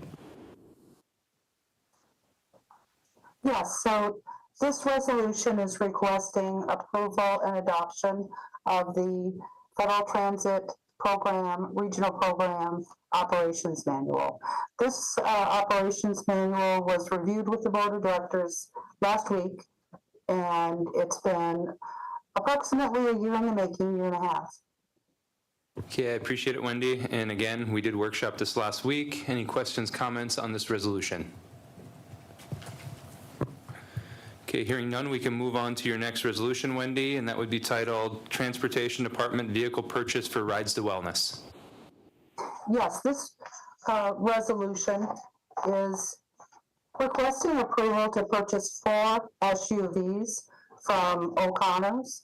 We did put an official bid package out in May, and we put them out to 10 dealerships across the state of Michigan. We only received 1 proposal back, and that was through O'Connor's. These 4 vehicles will be utilized for the Rides to Wellness programming. Okay, thank you, Wendy. Any questions, comments on this? So Wendy, Kim Gravel had a question. Do we have any vehicles right now for this program? No, we don't. Okay. Anyone else? Okay, thank you, Wendy. We appreciate it. You're welcome. All right, the next resolution that we'll cover is ACFS Lodge of Hope authorization to accept bid and enter into a contract with Upper Peninsula Carpet Mart. It looks like we have Megan online. Hello. The first resolution we have is authorization to accept the bid and enter contract for the Lodge of Hope's flooring replacement project. We put this project out for RFP. We had 3 bidders returning complete packages. The lowest, we're going with the UP Carpet Mart at $64,932.31. The highest bid, just to give you a reference, was $90,644.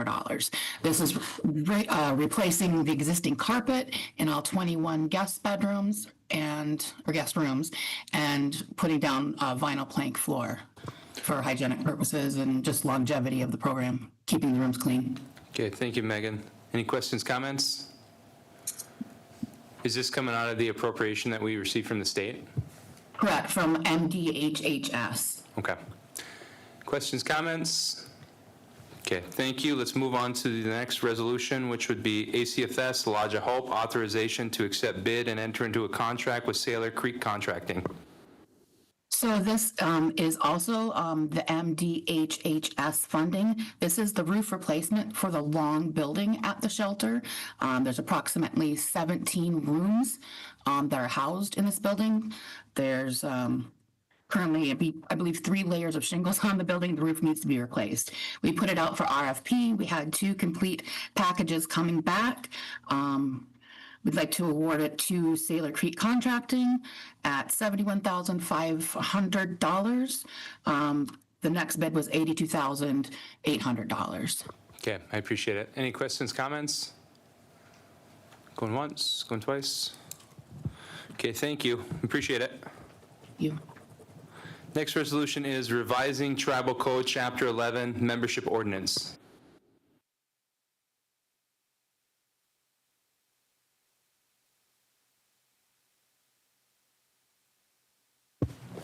All right. I'll go over this quick for the enrollment department. So this resolution in front of you will update the Tribal Code Chapter 11 to change the makeup of the Special Needs Enrollment Committee to be 7 members instead of the current 12. It'll also allow representatives from outside of our 5 election units to sit on the committee pursuant to a previously enacted board directive. Okay, thank you, Ryan. Any questions, comments? Okay, we can move on to the next resolution, which would be amending bylaw of the Special Needs Enrollment Committee. This resolution goes hand in hand with the last one.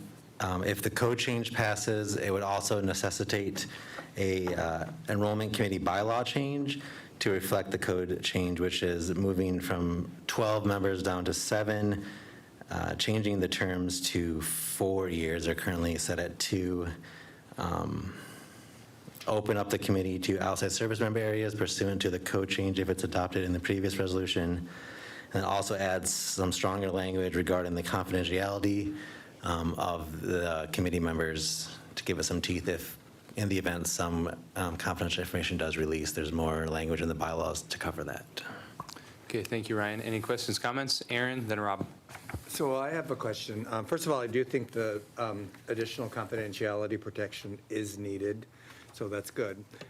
Does anybody know why it's called special needs and enrollment? Where the special needs comes from?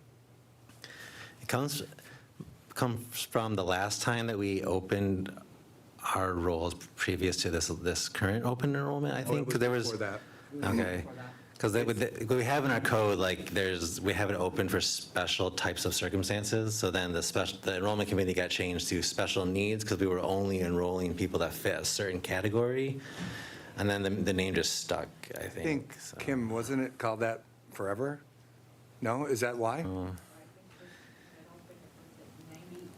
It's around 98, 99, yeah. Okay. Yeah. So could we scratch the special needs part now? Because we have open enrollment now. I mean, I'm not, Yeah. I'm not opposed to it. It can just be called the enrollment committee. We just, the current enrollment committee just kept that special needs enrollment because it's been that way for several decades now, and they just didn't recommend changing it, but I don't think that anyone would be opposed to just calling it an enrollment So I might committee. make a motion to amend if we're amenable to it, just to take the special needs out. Wherever it's written, take the special needs out. Okay, thank you. I think that would be appropriate because I agree with you guys. I don't know why it's called special needs. I really don't.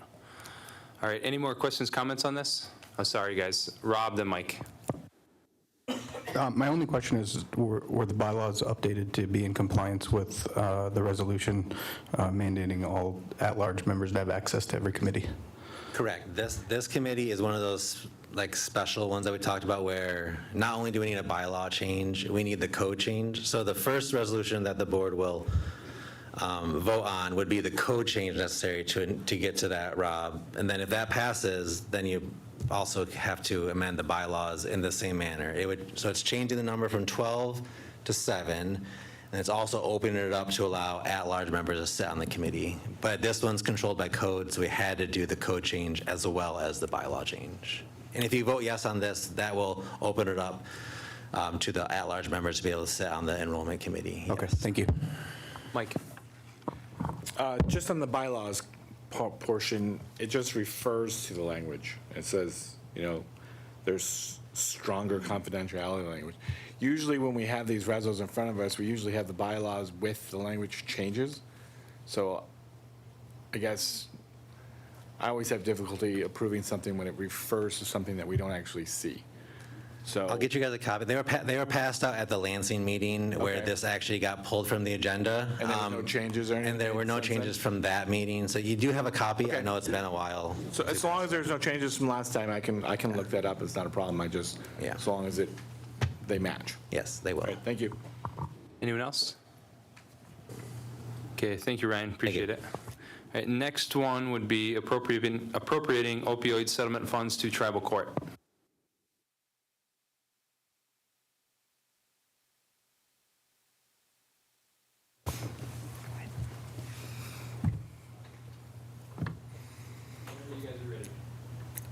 So this request is to allocate some of the opioid funds that have been provided to the tribe in the amount of $500,000 to tribal court to be used for the specialty court implementation. This application would probably provide drug court and DV court and specialty court operational money for anywhere from 3 to 10 years. and ensure that Wake McCon and the other specialty courts that we operate would survive without any kind of travel support or any additional funding. Thank you, Judge. Any questions, comments? Aaron? So I just want to give a plug for our drug court, because people are watching. I got to go to our first graduation with somebody that I grew up with, and I believe that he's still sober. I just absolutely love how we embrace our people when they need it the most and give them the resources that they need. When they first start out, they aren't too happy about it. But for anybody who's been to our graduations, it is a moving time to see how it changes their lives and they become self-determined with their sobriety. So we used to get notified. I haven't seen any invitations lately. So if we could get back on that, I would start coming to graduations again. And we believe we're going to have a graduation in the mid to late part of September, so it's coming up soon. Yeah. Yeah, let us know. We'd be happy to be there. Any other questions, comments? Okay, thank you, guys. Appreciate it. Thank you. Next resolution is award Rhino Electric Utility Service Upgrade Contract.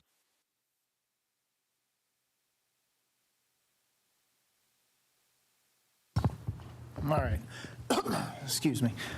So this is to award the contract for the powwow grounds on Sugar Island, the electrical upgrade for the grounds.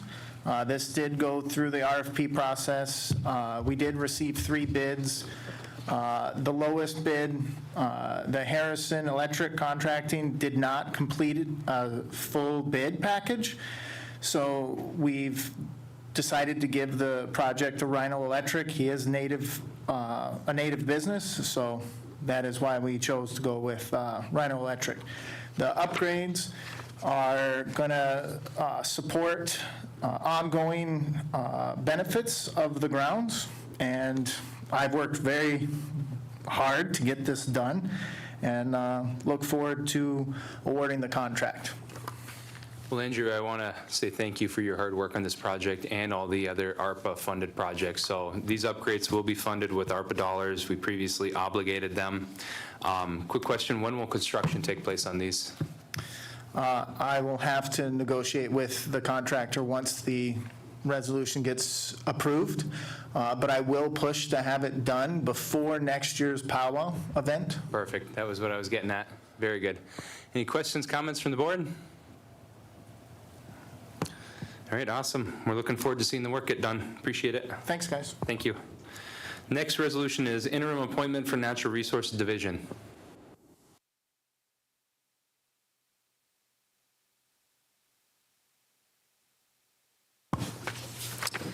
This request is to appoint Danielle Fagan, who is our current Wildlife Program Manager, as the interim Natural Resources Director. Our current director, her last day will be August 15th, so this appointment would be effective August 18th. Okay, thank you. Any questions, comments? And Danny Fagan is a Sioux Tribe member, PhD candidate, so Correct. very well qualified.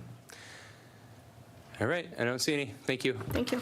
Kim, did you have a question on this or something else? The one we just did on the Rhino Electric, why is the cemetery enhancements attached to it? I don't know. Okay. I'm not sure. I know when we acquired the powwow grounds, we also acquired the Wilwalk Cemetery as well. Purchase. Okay, Yeah, got that ya. might be why. Yeah. It's still being taken care of with volunteers though, so. Okay. Point of information, the resolution for the 500,000 was to be used at both locations. Okay. Okay. So are we putting electrical in at Wilwalk then, or no? No. Okay, Like Gravel. cemetery. okay, it sounds good. All right, so the next resolution that we're on is amending Resolution 2025-166, authorization to enter into contract with M&D General Contractor. And the present on that is Helen Wilkins. He's lucky. You better watch it, they will start talking to you. Yeah. Honey, this couple of resolutions right in a row was workshopped last week. This is, the first one is to enter into the contract. We did one, we have to amend the amount. of this contract due to a misunderstanding. And we would like to amend that contract using a note that we would get from Sioux Tribe Housing Authority, $418,311.42 from LATCF funding, and $673,719.58 of Sawyer Village account balance. Okay, so if I remember correctly, this was the resolution that we discussed, I believe, last week, to where we awarded the funds, but it wasn't enough, so we were going to get a larger note from the Sioux Tribe Housing Authority, and then we were going to use the LATCF funds that were going to be used towards the solar project, correct? Correct, and then the remaining of, that's left, the 18,000 that's left in the LATCF funding to complete that out. Okay, perfect. Questions, comments? Sean? Just a couple questions, two mainly. The Oscoda Air Base down below in southern Michigan has a huge deal with PFAS. That was an old air base. I've never been to Gwynn. Has that been investigated, or the soil samples or anything? That's my first question. Second question, will this ever be in trust? I understand it's not in trust now when we remodel these homes. That is correct. There's been an application, trust for some time. We're working through some issues. Even though it's not in trust, from a financial standpoint, the investment's still sound. And to the best of my knowledge, there's not anything that we have had discovered that would raise a red flag in regard to soil samples. There's over 1,000 total homes. We don't own those all, but there's numerous developers out there with homes, and there's air hangers. So not to say that something couldn't be discovered anywhere in the future, but right now we don't have any information that would lead us to believe that there's anything to be concerned about. So if the property isn't in trust when we rent it out, and it's going to be rented out fair market, we'd have to pay property tax, correct? Correct, and we're already paying property taxes on those homes. This will cause a slight increase in those taxes because we're going to remodel those homes, but those structures are there.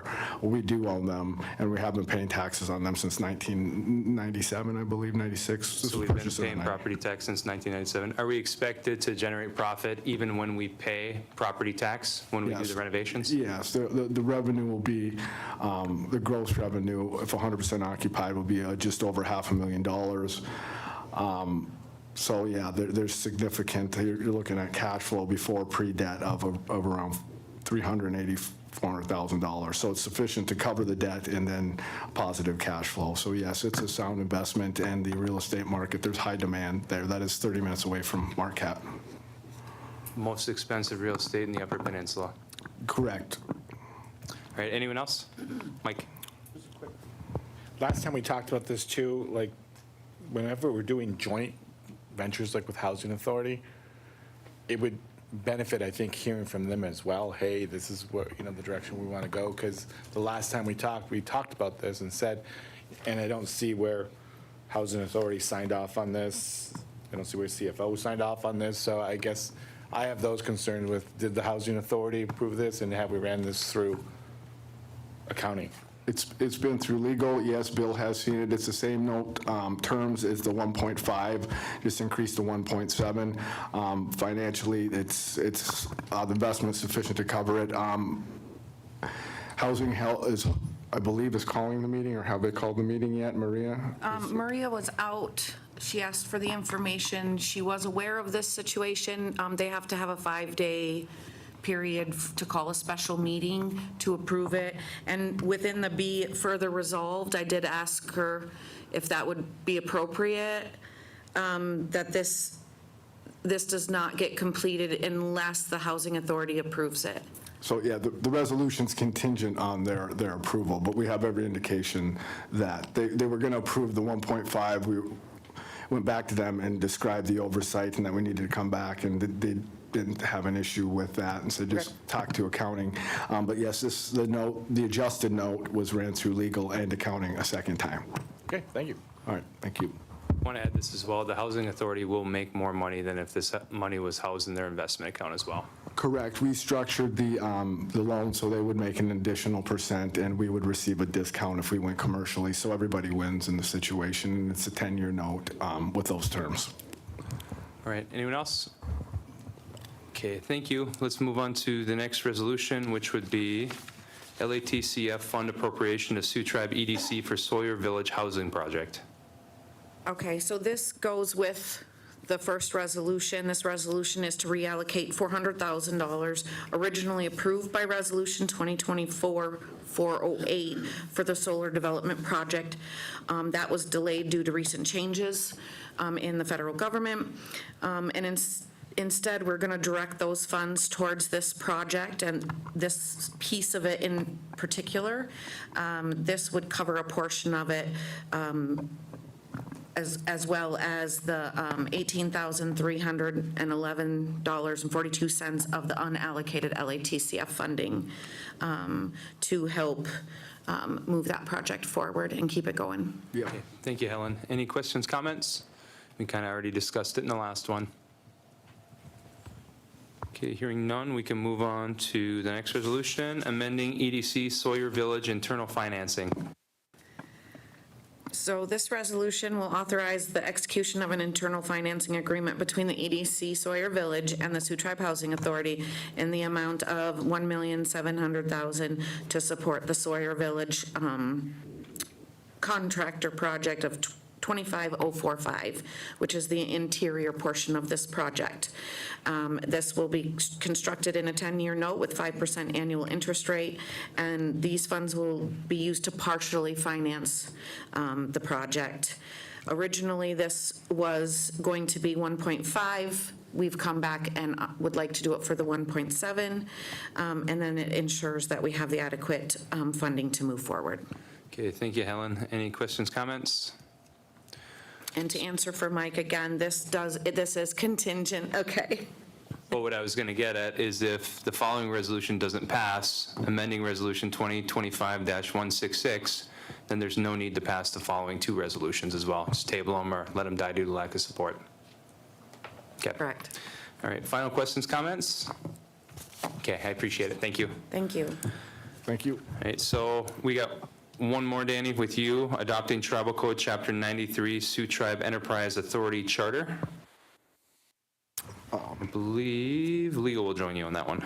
Correct. Josh drafted the code here. He's been working on the code. Just not to get into legalities of it, but this code would set up a authority to oversee the enterprise and the enterprise operations due to the necessity for a more commercial like business structure.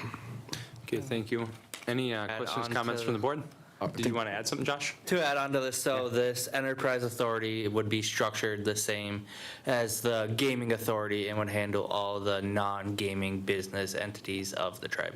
Okay, very good. Questions, comments?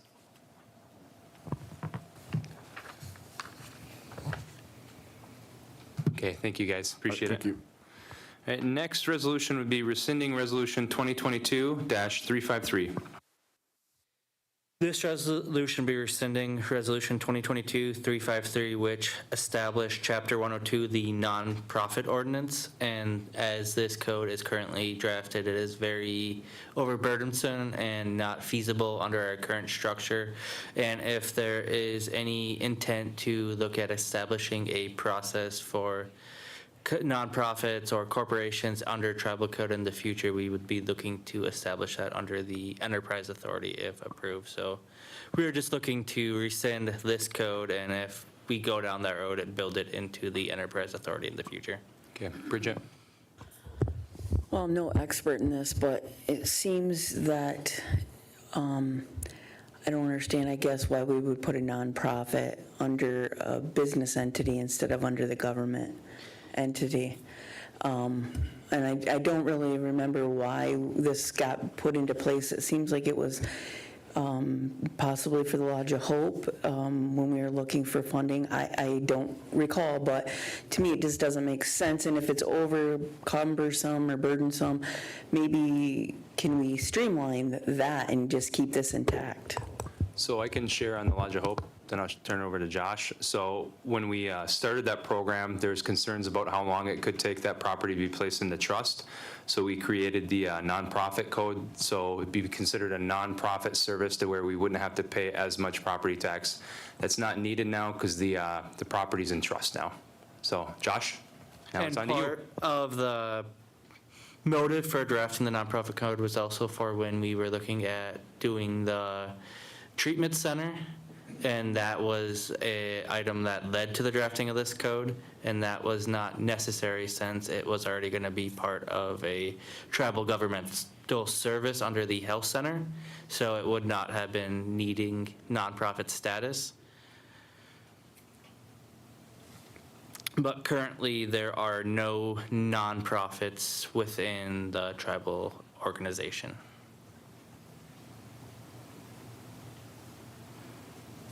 Bridget. I guess I'll just say that if you're going to put in the future a nonprofit under the enterprise, it seems like that is going to withhold some information, possibly because there's things that happen that are proprietary, and if we're going to have a nonprofit, I think we want it to be transparent. I just don't understand, even if we're not using it, why we don't keep it in place for future this way. Aaron. So I agree with Bridget. I don't know why we referenced, I mean, it's not what we're voting on today anyway, but we have been round and round on nonprofit in the past, and we generally don't qualify as a tribe. So, but I do think if we ever get back to that, it wouldn't fit under an enterprise, because a nonprofit has to have transparency, more like a public entity.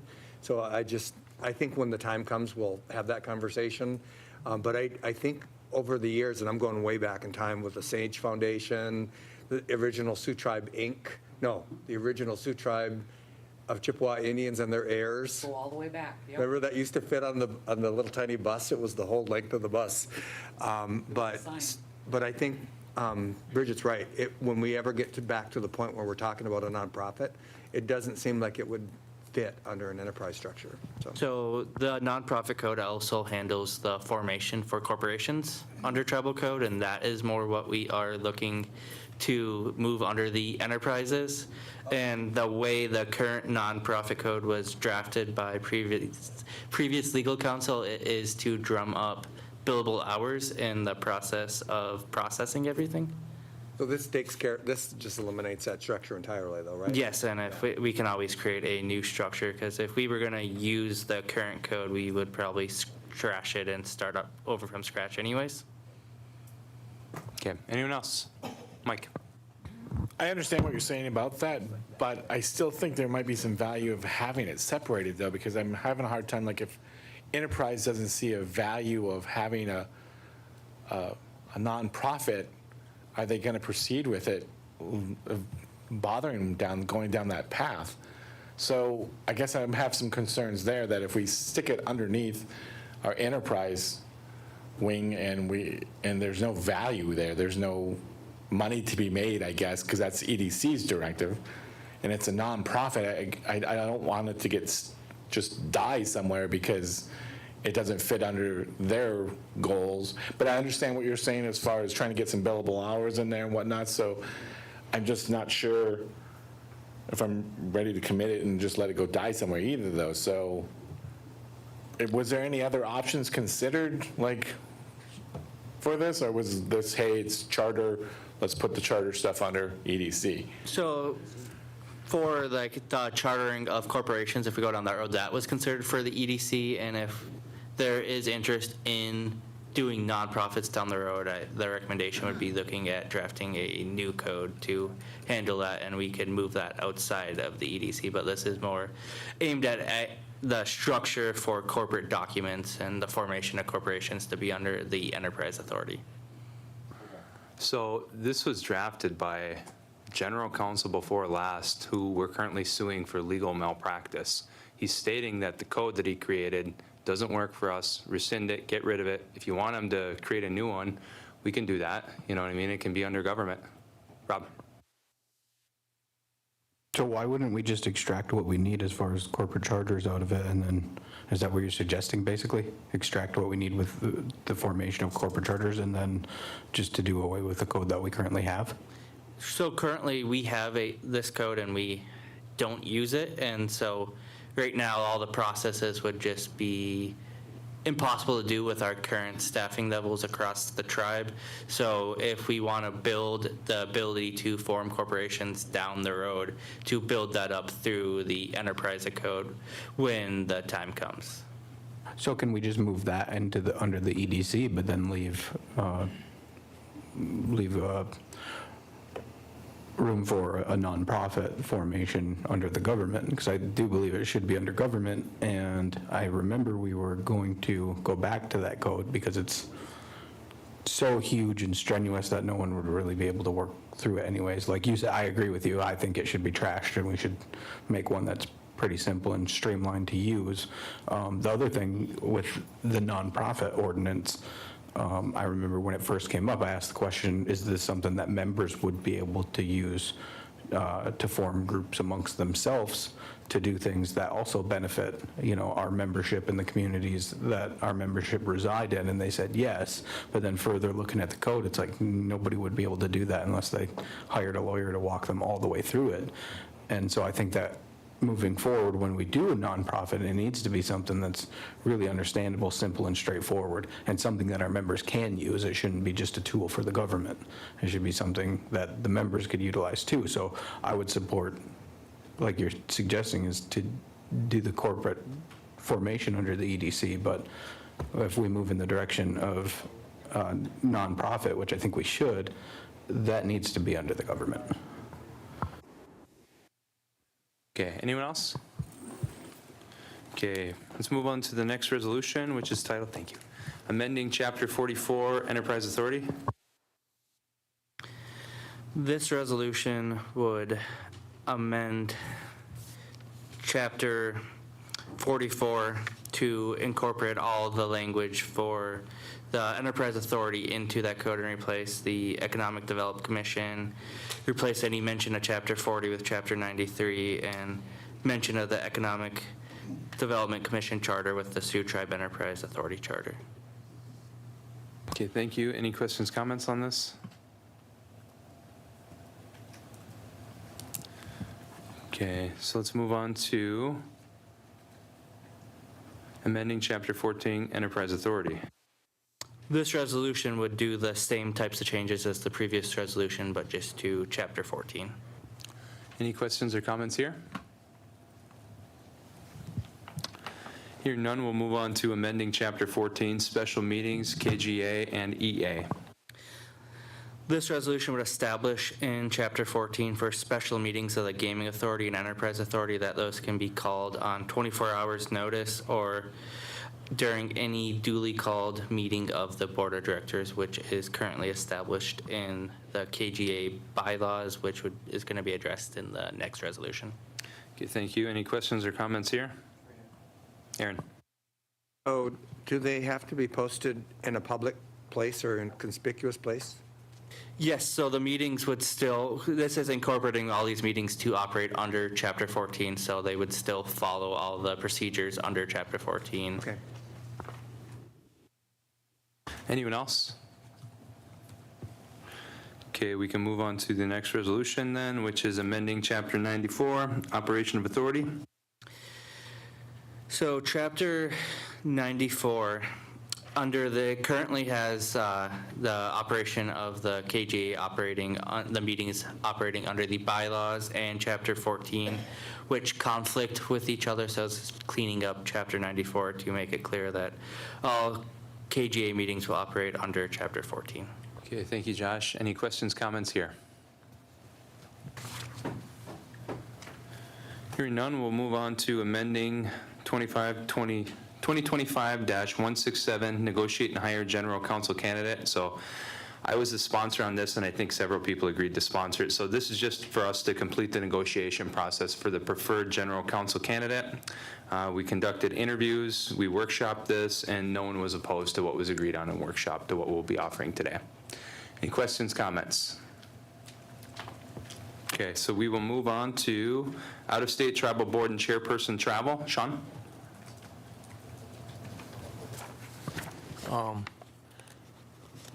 First of all, this is not directed towards anybody on the board.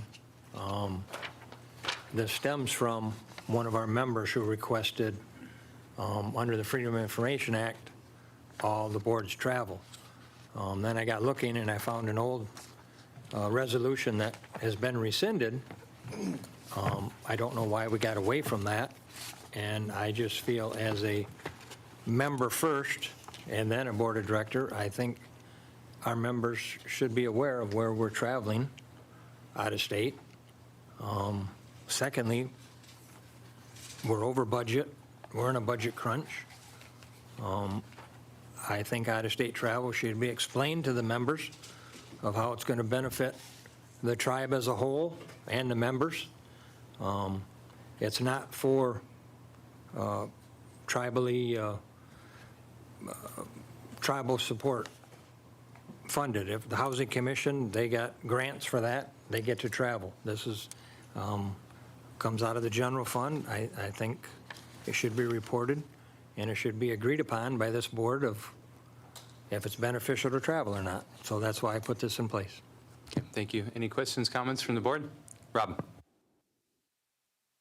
So I agree with this for the most part, but I think that we need to be aware of the process that we're putting in place here. So does this mean anytime someone wants to travel, they bring it to the board and it's voted on publicly every meeting, or are we going to review quarterly and determine what is essential travel as a board and then figure out who's best suited to go there? So there's some questions with it. I have also raised questions about travel as well. I think it's needed. I think we need to address it, but I mean, we're elected officials and we all can't escape the fact that we're involved in politics, and my fear with this is that games could be played. We could, you know, I could see the way our politics have played out in the past, that certain people will be permitted to go places and others will be shut out of going places, and it won't be determined based on what's in the best interest of our tribe, but what's in the best interest of politics, which I want to stay away from. So I want to find a middle ground here where we can determine a process, and maybe that's to involve our legislative department to determine what is essential travel, where we need to be, and make sure that we're not overextending ourselves in any capacity, to make sure that anywhere we are is somewhere we need to be, and that there's a definitive positive impact possible for our tribe in going there.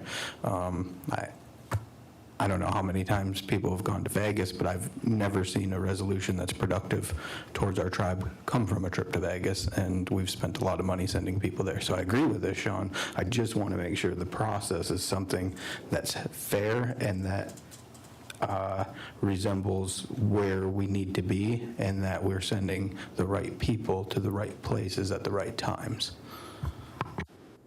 Okay, Aaron, then Kim Hampton. So I don't support it, and here's the reason.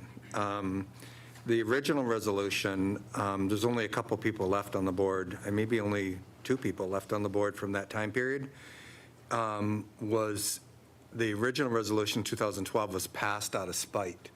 It was targeted at an individual board member, and what resulted from that was board members deciding, and it became a very spiteful game for several years to deny board travel. So we all got to see that FOIA request ahead of time, and first thing I looked at was my list of where am I at the expense, and I'm on the lowest rung of it. My travel is not that much, but I did hear that this was targeted towards me, I think it's important for us when we do our job as board members, and we do a good job as board members, that we do travel, that we represent the tribe at regional and national levels, that we don't become so interior or insular that we don't know what's going on and we're not out advocating for our tribe at a national level. We have shown that we can impact not only the benefit of our tribe, but other tribes, and impact our funding and our policy if we do it right. I do think there is something to be said for excessive travel, but I'm not going to try to define that. I think each individual board member should exercise discretion in what they're volunteering to go to. Going to Vegas, twice in a month probably is not important, probably not necessary. Some of the trips that people go on probably is not important, but I don't think that I want this board to become the decider, because I do think it will be used to play games. I do think it will be targeted towards certain board members who won't be able to travel, notwithstanding the value that some individual board members do have back for our tribe, for funding for our tribe. So I don't like it the way that it's drafted. I do think maybe we could set a cap at board travel, but I don't even know if I want to do that, though, because I think if board members exercise discretion and if they report back to the membership the value of the travel that they're making, both in the unit reports, but also in a formal trip report. Because one thing that we don't do that our staff is required to do is they have to do what's called a trip report. They do a request ahead of time. They do a justification afterwards.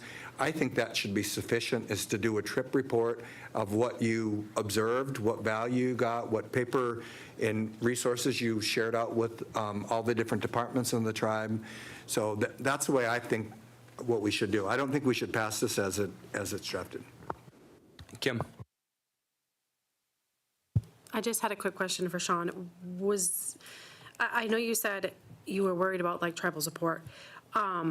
For somebody who would be traveling like on a federal level, getting all of the travel paid for by something else, would they still need to have board approval? No. Okay, I just ask because if this got passed tonight, the end of August, I'm going to Bethesda, Maryland on behalf of the National Institutes of Health.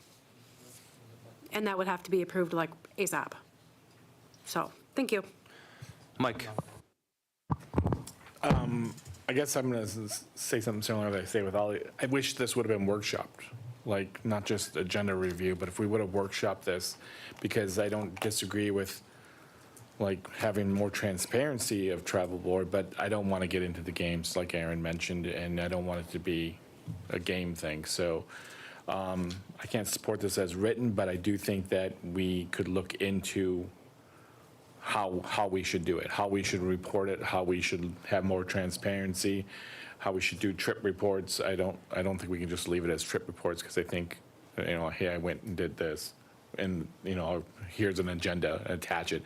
I don't want to say anything like that, but I would like to see more transparency of where everybody's going and what they're doing while they're there, but I don't think this is the answer. So I would look forward to having it in a workshop and we can talk about it, but I can't support it as is. So when that FOIA request came out, I was kind of curious where I would land on it, and I landed smack dab in the middle, even though I'm invited to every single thing as the chairman of the tribe. So when you first get on this council, in my opinion, like the travel is nice, but after a while, it's a burden to your family. So I attended one conference this year. It's the first conference I've attended in 3 years. Other than that, I just attend the government-to-government meetings. I attend core meetings. Those are just in Michigan. I attend mass meetings. Those are just isolated to the Midwest, and then UTM, Michigan. Other than that, I go to DC any chance I can to testify. Anytime I can provide consultation, I do it via Zoom, because that is an option and it saves us money, and I'm not away from my kids as much. With that said, there are times that we do travel excessively. And when I first got on the board, I can say that I was a part of that problem. I agree with Rob. I don't think that anything positive has ever really come from Vegas, which is why I don't go anymore. I don't care if we do trip reports. Putting them in unit reports isn't appropriate. Year after year after year, we get complaints that people don't read them anymore because they're so negative. People just attack people in them, so honestly, Sean, I don't want to see it become like a back and forth or anything like that, but I honestly don't care. You know what I mean? I can't remember the last time I stayed out of state by myself. I stayed with Rob, stayed with Tyler sometimes. I carpool. I stay in Airbnbs. I was robbed at that conference that I went to. The person's out on bond right now for felony burglary. So I save money where I can, and I'm not ashamed of that. So, it's not a hill I'm going to die on, so is what it is. We could save money traveling in a lot of different ways. We could have GSA vehicles for the people to get to meetings when they live in the outer line units, and we wouldn't be paying 71 cents a mile for them to get here and back. And you would save money. All you got to do is do the math on that. So there's things that we can do. I'm in support of all of it, but, it's not that big of a deal to me because it doesn't impact me all that much. Four-wheel drive. Yep. So anyone else? Okay, Rob. Yeah, I can see this getting either tabled or something, and I just want to make sure that we follow up on it. Like, if it's going to happen, let's schedule a workshop to actually deal with it, because this is something that the membership wants answers on, and they want a formal process to let them know where we are going, what are we doing, and what's going to come of those meetings. So anytime I've ever traveled, I've posted something or put it in my unit report where I went, what I learned, and how it will be implemented in governing. And I think that that's really all they want. They just want some transparency. I don't know if I could support this the way it is, just because I think that this establishes some weird form of accountability to the board and to each other, when we should be aiming to provide accountability to the membership. So I would be in favor of us sitting down quarterly and coming up with a list of, here's all the places that we need to be, here's who's going, here's the report you needed to send to the members. And then if something comes up that we feel is important, then bring it back to the table. I don't want to be up here voting on every single person's travel every time it comes up, because it's going to be based on the politics of the time and not what's best for the tribe. I think if we do it quarterly or every 6 months, then it'll be more reflective of what we actually need to do for the tribe in a long-term plan of where we travel, why we travel, who's going, and what positive impact it will have on the tribe. So I think it needs to be workshopped, but I think we need to take care of it absolutely as soon as possible. Tyler, then Isaac. Yeah, I agree with Rob. Trip report isn't that big of a deal. I too posted everything in my unit report, but oftentimes people don't read those. Trip reports are an easy thing to cover, but also too, I don't want the fact of the matter to get lost that when the board has to vote on something, that we have to have an emergency protocol in case somebody either needs to substitute in for the chairman who might not be able to attend an event, or that the chairman can respond immediately to events that do not give us the adequate time to get all of this set up for a vote at the board table. Because we don't also want to handicap ourselves as elected leaders to be able to go to DC or to be able to go to Washington and NCAI this year or something like that, where the feds meet en masse. And I know you guys keep bringing up Las Vegas, but a lot of Indian meetings happen in Las Vegas, and the feds flock to those meetings. So that's a great opportunity to meet for feds specifically related to those topics.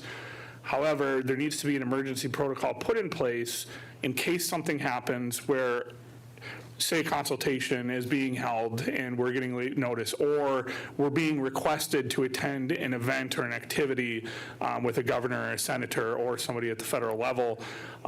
Governors are not federal, so limiting the travel within the state of Michigan kind of isn't really appropriate, because the only people that we should have to work with in the state of Michigan are the senators, who are federal, but we have great relationship with the state government, which is allowing us to progress some of our agenda, such as, Senator DeMoose, State Senator DeMoose stepping in, supporting us, some other state senators advocating for some of the things that we're advocating for, and making sure that we're going to hit them and pushing them and saying, hey, we support you as well. So I agree with that. I don't think trip reports are a huge lift for anybody. They can be done, but just making sure that our chairman can represent our tribe whenever he's called upon, because sometimes the opportunities just pop up and we need to have an emergency protocol in place for that. Isaac. Hey, Sean, I'm probably the only person at the table that agrees with you. I mean, I submitted a resolution a couple of weeks ago to eliminate non-essential travel, and it got pretty much tabled, and so I'm assuming this is what's going to happen with yours. Aaron. I support eliminating non-essential travel, but I think we just need to figure out, we need to have a civil conversation about what is essential travel. Because I think representing our tribe and traveling to NCAI, National Indian Health Board, those entities that have value back to the tribe are essential. There are probably some that are not essential, but I also don't want to make that opinion because, like, I don't go to res, I don't go to G2E, I don't see that I have any value there. Maybe somebody else does, but I don't, and I have never gone to any of those ever. In 23 years, I've never gone to res or G2E. But if a board member thinks there's a value for it, if there's information about the latest technology for slot tech or whatever, but the thing is, to close the loop, how it to be valuable is it's got to be brought back. And the question is it being brought back?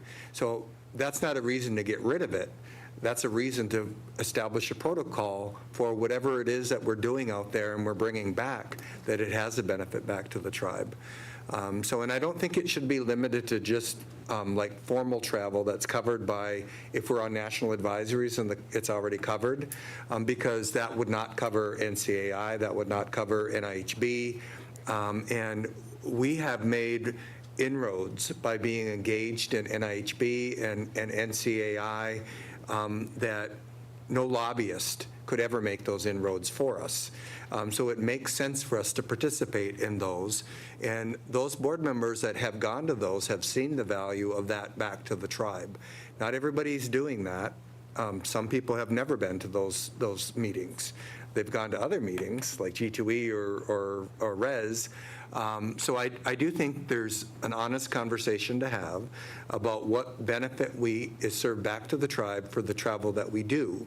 But let's have that conversation in a workshop and then figure out what's essential travel and then appropriate the funds in advance. We already have that. And then those will be, we used to have I don't know if the board budget still does this, but we used to have the spreadsheet for travel. It's a worksheet attached to the board travel budget, and then it lists out the travel that we do. I know that I've only been to travel since I've been back that we get notified by the board office of travel, and I assume those are the types of travel we should be going to.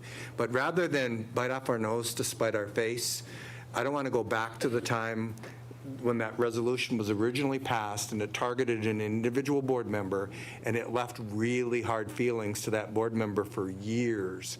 And I don't want to go backwards like that. So if we could come up with a good process that doesn't throw the baby out with the bath, I'll support that. Okay, any more discussion on this? Again, we're going to be voting on it this evening, so we can pick up the discussion after 5. Okay, so we'll move on then. That brings us to new business. So we have committee appointments / resignations. Do you want to cover Brandy's really quick? The natural resource ones? Yeah. So my bad. We skipped natural resources. They're here. We're going to take care of them first before we move on to new business. So let's jump back to the top of the agenda for this evening. And let's cover Natural Resource Division, GLRI 1836 Treaty Waters Commercial Sampling Program, establishment of FY 2025 budget, and then Jack or Brandy can present on it. Hey, Brandy. Sorry I'm late. Okay, so the 1836 Treaty Waters is a award that we were awarded, and it's from the BIA Great Lakes Restoration Initiative. The primary purpose is supporting the fishery aid position to focus on grant goals and objectives by sampling commercial fisheries and providing additional data for the Great Lakes Whitefish Initiative. Total award amount was $121,147, and the budget for 2025 is $18,655.75. Okay, thank you, Brandy. Any questions or comments on this? And you weren't late, we're just ahead of schedule. All right, so hearing none, we'll move on to the next resolution that you have, which would be Natural Resources Division, GLRI, Adaptive Management, Establishment of FY 2025 budget. So this one is another BIA Great Lakes Restoration Initiative. On this one, we were awarded $36,183, and the budget that we want to establish for 2025 is $12,163.18. And this is focusing on adaptive management using data and science to improve how we manage fish over time. And it helps lay the groundwork to keep our fisheries strong for future generations. Okay, thank you, Brandy. Any questions, comments here?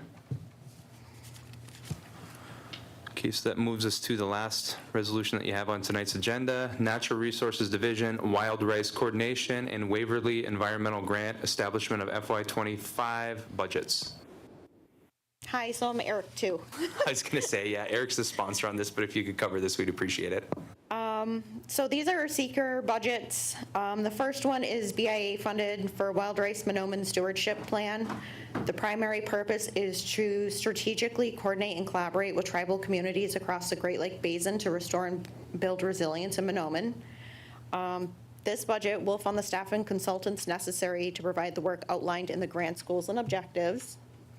And then seeker is also requesting Board of Director approval to establish the 2025 budget utilizing a First Nation Development Institute grant titled Waverly Environmental.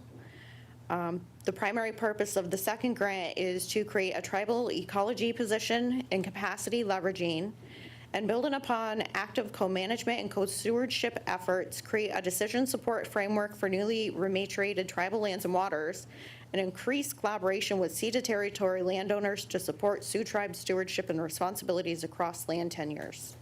That clearly is an Eric sentence. Sounds like it. Any questions or comments? Okay, thank you very much. Appreciate it. Thank you. All right, so now we will move on to new business, and we have committee appointments / resignations. Vicky Carl Walden is seeking reappointment on the Unit 5 Munising Elder Subcommittee. Any discussion? Hearing none. In Unit 2 at the Hessel Elder Subcommittee, Patricia Cosley is seeking resignation from her seat. Any discussion there? And lastly, that brings us to Unit 4, Manistique Elder Subcommittee resignation. Viola Neto is seeking resignation. Any discussion there? Okay, so we will move on to board concerns. Does anyone want to speak about theirs now? Okay, go ahead, Kim. Okay. Okay, anyone else have any discussion? Yep, that's fine. Yeah, I'll do Okay, go ahead, Aaron. Just real quick, so, assuming we're moving forward on the Constitution Amendment, in the best of circumstances, it's several years down the road before we have any standing in tribal court for tribal members to bring a cause of action. I think, and several board members have said this in lieu of a Constitution Amendment, that we could grant that standing right now. I think we should grant standing right now in tribal court for tribal members to bring a cause of action against the government if we're violating their constitutional rights. I don't think there's any reason for us to wait. So I think we should be considering that now and not wait for the time period that it's going to take to get a separation of powers.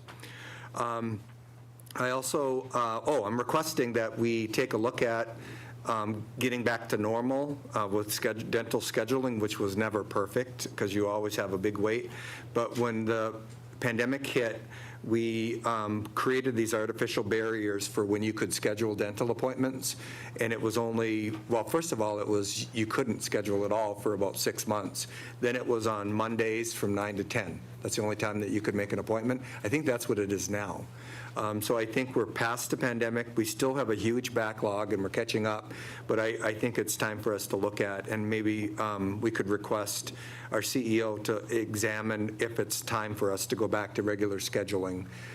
Because 1 hour a week, especially for working class people, if they're at work, they got to take time off to come make an appointment. So a question was asked last night by an elder who asked the question, once the EHR is implemented with the, as a recommendation for Bluestone, will we have access to patient portal so that tribal members can become affirmative and self-determined to manage their own health care? So if you are anywhere else except for the tribe, patient portals are pretty standard now. You can see the results of an exam, all of that stuff. So Rob did share, because he was here when the board entered, Director McGrory was here when the board entered the agreement with Bluestone, that was contemplated or is contemplated, and that it should be 6 months to a year when that will be implemented. So do we have any answers to that? I can respond.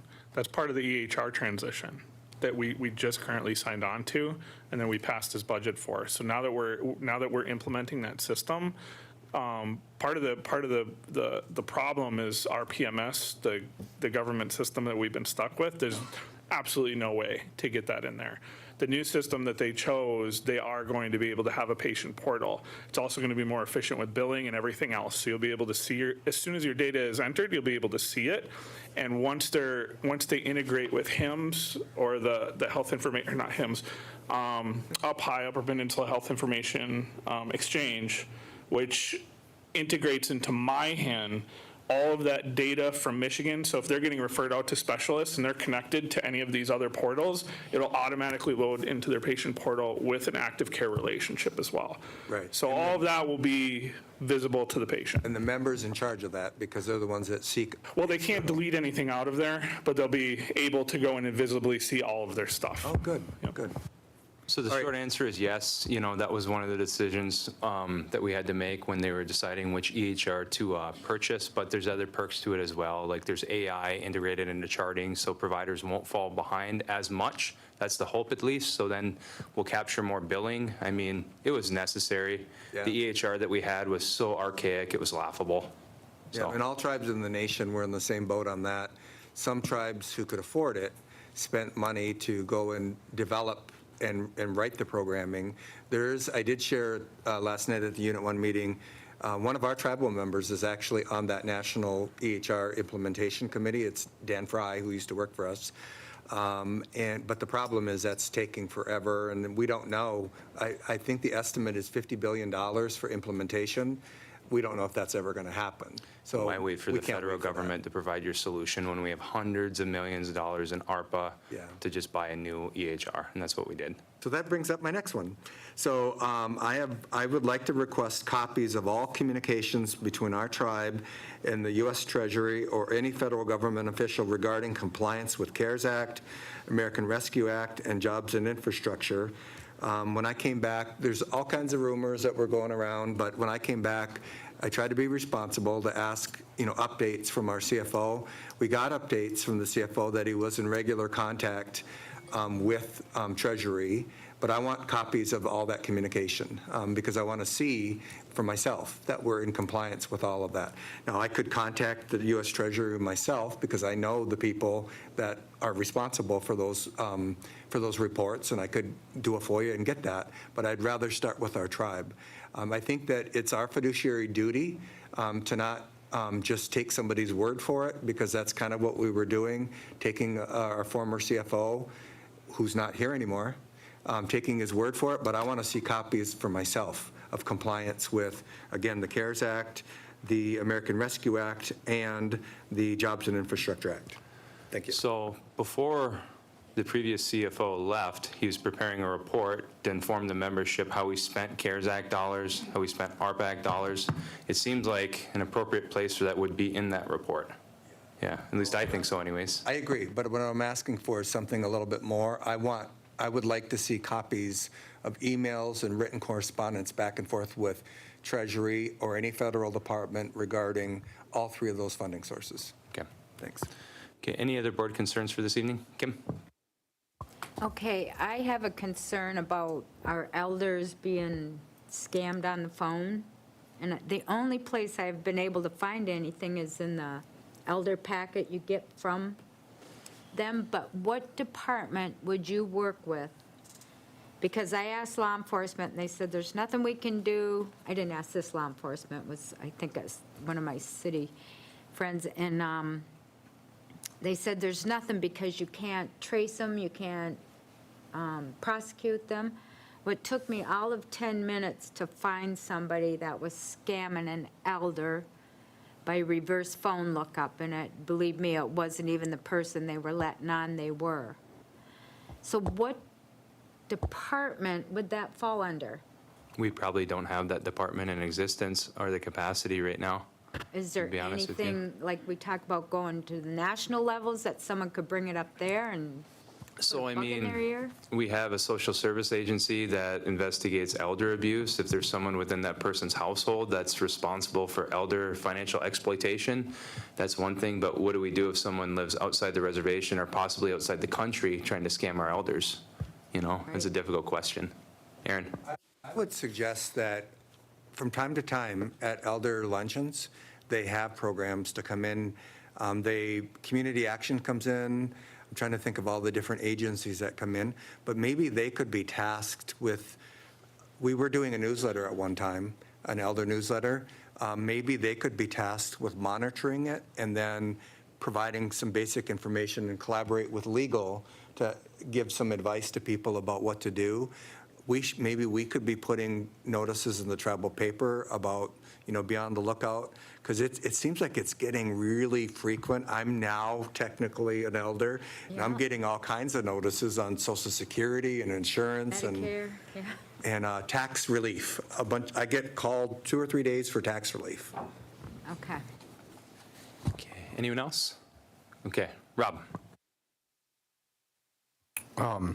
Just to respond to a couple things, I think that maybe we could talk to our elders division manager there and maybe find a piece of education that we could adopt and get out to all of our elders committees.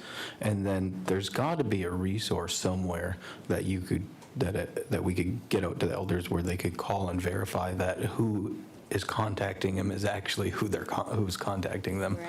So I think that would be something we can ask our elders department to look into. And then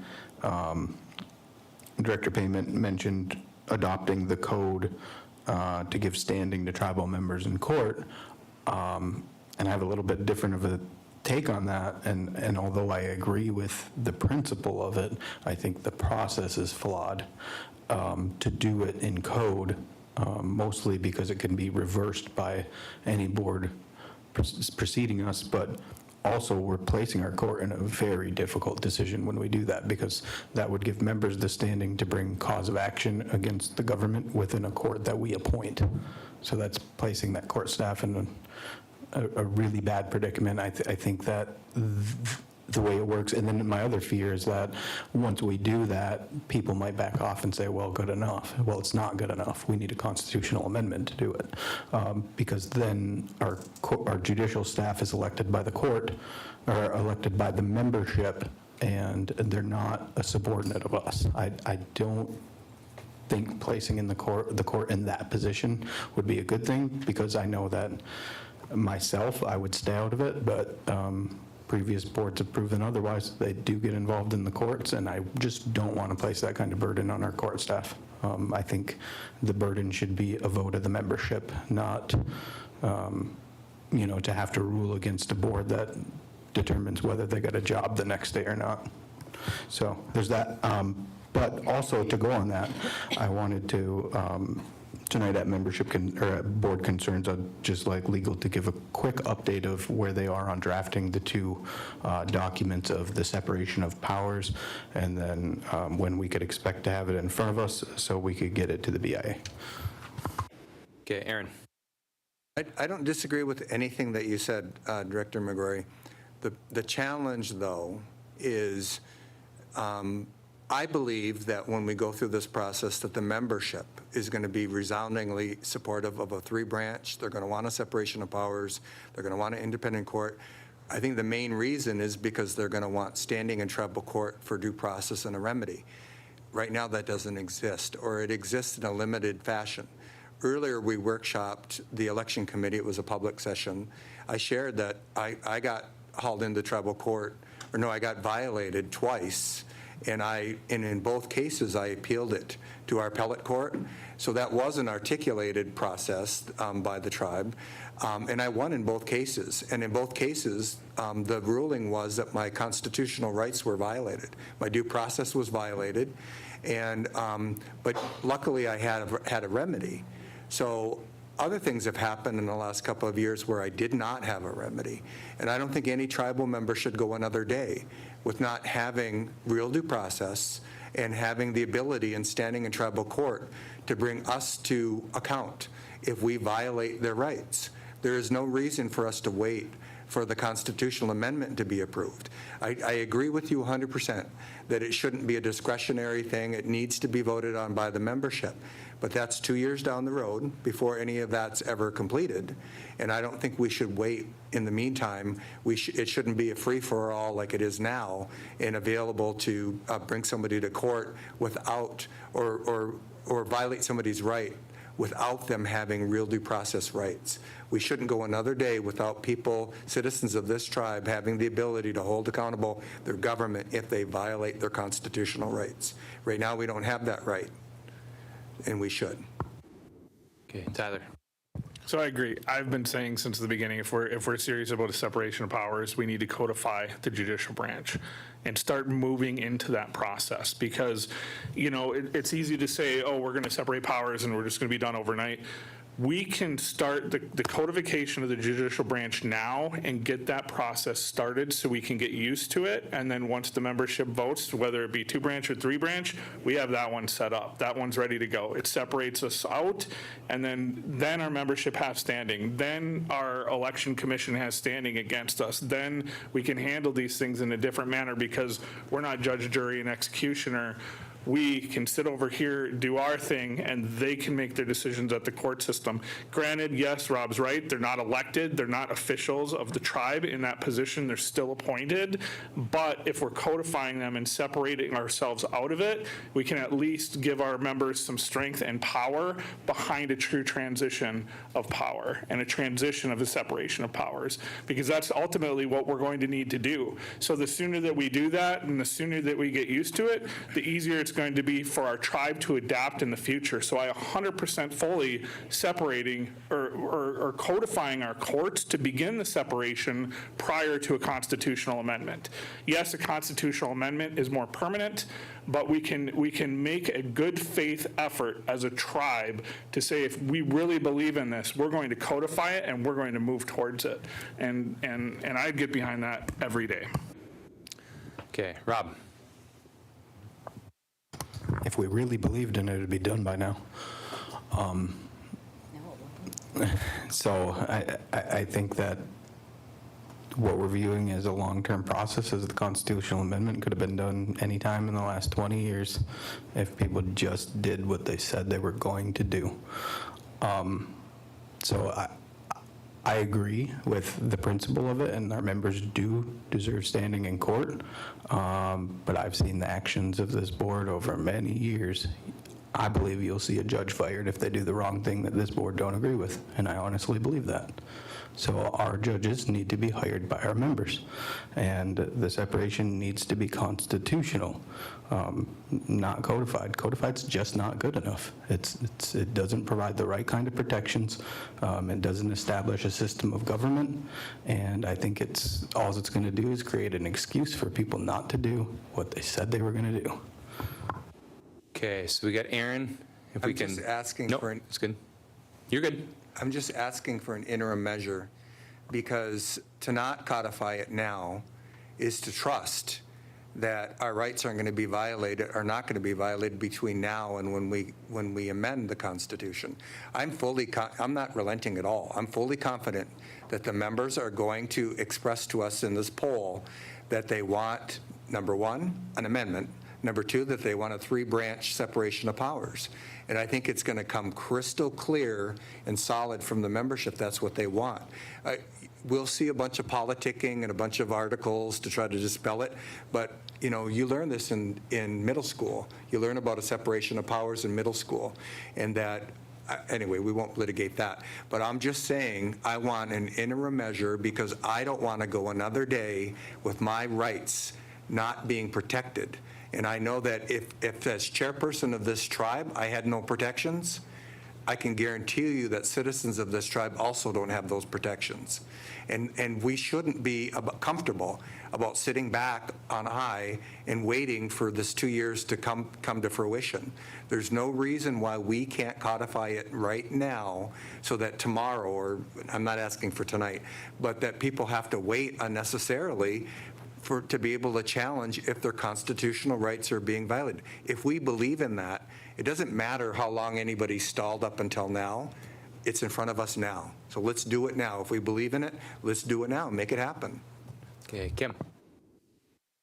So if we did vote in judges, who would vote for them?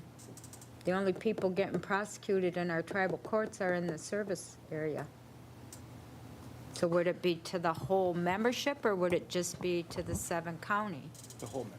So it would be in So the people, you got 30,000 people's gonna vote a judge that's gonna prosecute someone that lives here, but they will never be prosecuted by that judge. would you like me to answer? I mean, So it's you wouldn't- something to think about. Yeah, so you wouldn't limit an election to just the people in the service area. So a member from downstate could sue the tribe based on an election complaint. You know what I mean? I don't think that you guys handled this election appropriately due to X, Y, and Z. I'm filing a lawsuit against you. So a downstate member could do that. And since they would have standing in tribal court, even as a downstate member, of course, they should be included in the election. Okay, and anyone else? Many to vote anyways. Yeah, we're just starting the discussion. All right, so that was a good start. That concludes all the items that we have for agenda review, so let's go ahead and have a recess until the meeting. We'll start 5 o'clock sharp. Oh, my bad. Yeah, we're going to go and close. Sorry, Kim, long day. It will just be the board of directors. I don't think we need to have any staff in the room, do we, Kim? Okay.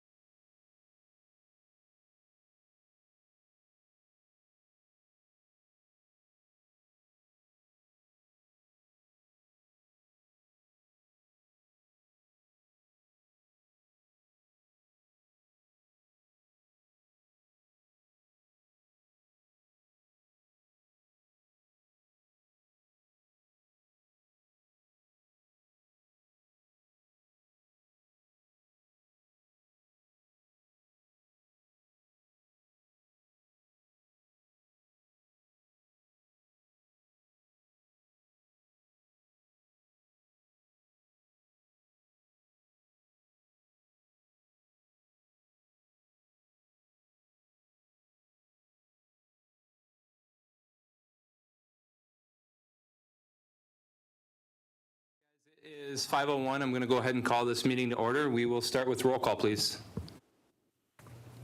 Isaac McKechnie. Here. Larry Barbeau. Here.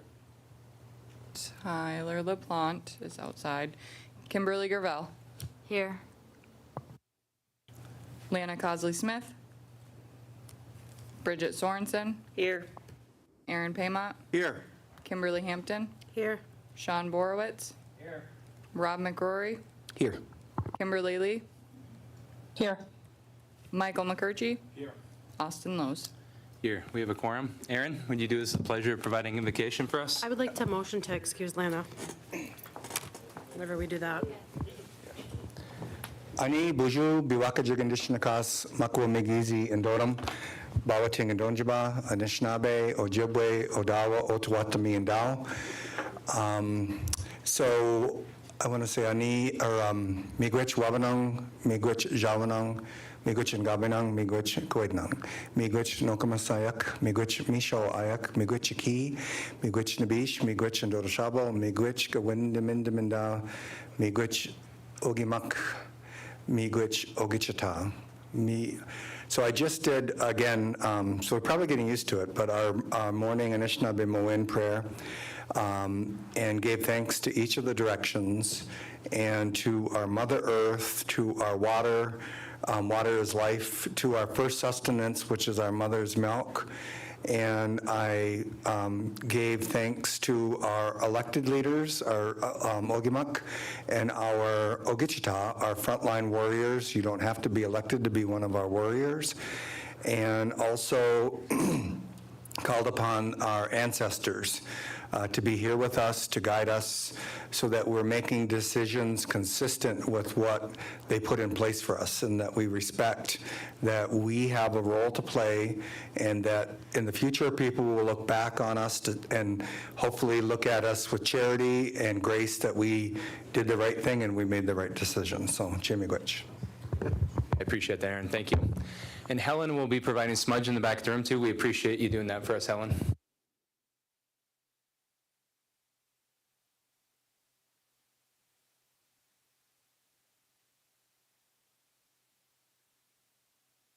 Okay, so we are on agenda review right now. On today's agenda, we have the following items. We have invocation, we have membership participation, we have minutes from 7:15 to 25, and we have the following resolutions. We have GLRI 1836 Treaty Waters Commercial Sampling.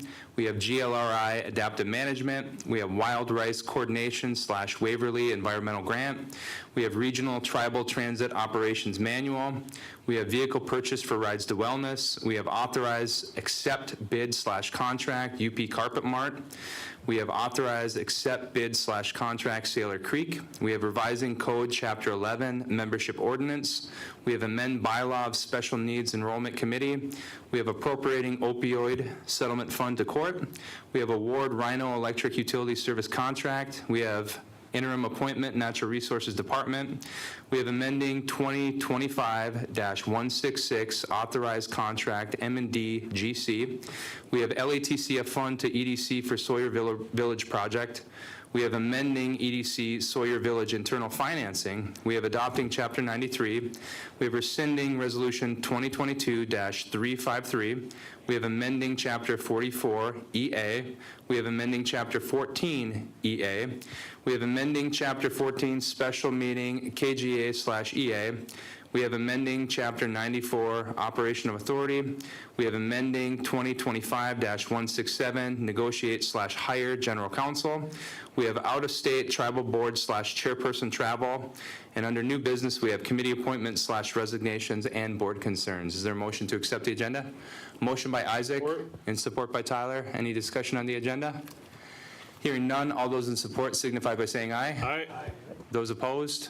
Those abstaining? Motion carries. Any objection to excusing Lana Cosley's absence from today? Okay, so hearing no objection, that absence will be excused. And that brings us to membership participation. So Clarence is in the back of the room. Clarence, you want to wave your hand? So if you guys want to address your board, you can for up to 5 minutes. There's basic rules of civility, no targeting individual board members. If there's Private things that need to be discussed, we will move those into closed. It's not to penalize anyone, it's just certain conversations need to be remain private. No swearing, no raising your voice, just basic things like that. Okay. Got 4 of them. Janet just wants to speak. I guess she was last meeting. Sheila, this gentleman here says open, but he's talking about this.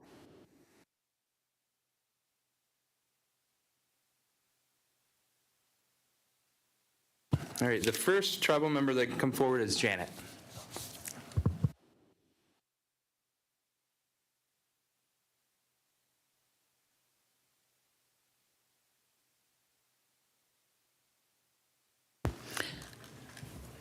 Good evening. This is my last board meeting. Retiring. So, 49 and a half years, every chairman, many board of directors. I've seen a lot. I know a lot. What I'm hoping for is this board finds unity, good spirit together, work hard for our people, be honest and true, represent well, always be factual, take care of the people that need to be taken care of the most. That's what we're about. Show kindness. There's not enough kindness at this table. You need more kindness. So that's all I have to tell you. That's my advice. If you do that, you'll have a better working relationship. Things will work. You just have to work together, set differences aside, and put this tribe first at all cost. Tribe is first. That's how I've managed to do this so long. Tribe has always been first.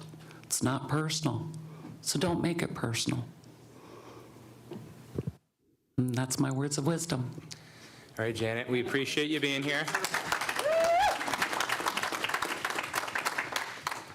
Hey, Janet, you have really grown on me, and I appreciate every meeting that you've been here. Started off a little rocky, but I appreciate every time that you're here, for real. And I'll be in contact because I have something for you as well. I don't have it here, but I'll get it to you, okay? Well, thank you. All right, thank you. All right, next up, Sheila. Thanks, I gotta follow her. Appreciate it. Okay, guys, I'm here tonight to actually hand you each a personalized invitation to Community Action's Walk for Warmth this year. Let me start over. I have been given this project not by my wishing. It was dumped on me. However, it is for a very good cause. It is Community Action's big fundraiser for Chippewa County. We do the Walk for Warmth every October. This year it's October 4th, starting registration at 10:30 in the morning. Then we do the walk, then we serve lunch. We have also come up with a shorter route this year for our residents that are in Avery Center who want to do the walk with us this year. So we have done a shorter route for them, which I will be, oh, thank you, my dear. She screwed me up, I don't know where I was now. And this year, for the first time in several years, we're also going to do a walk in Luce County. That Walk for Warmth will be the following Saturday on October 11th, same time, at our Newberry Community Action Office is where we will start the walk for Luce County. Mackinac County, I don't want to leave them out. This year, Mackinac County gave Community Action their ARPA funds this year. So the residents in Mackinac County do not have to go through any hoops to get our assistance. All they have to do is apply. Mackinac County made sure that we had enough money to take care of their members in Mackinac County. So I'm here to invite each and every one of you to join us for our walk. And the reason is we don't just help non-tribal members, we help tribal members as well. When the tribe runs out of funds, which they do quite often, our fundraiser takes over. So when in our fundraiser is used to help pay for our residents' heating bills during the winter. DTE can shut people off, Cloverland cannot. They are in an agreement. So those bills get quite high by the end of winter. When other programs have run out of money, we're here to help. Right now, we're helping people with next year's monies because we ran out this year.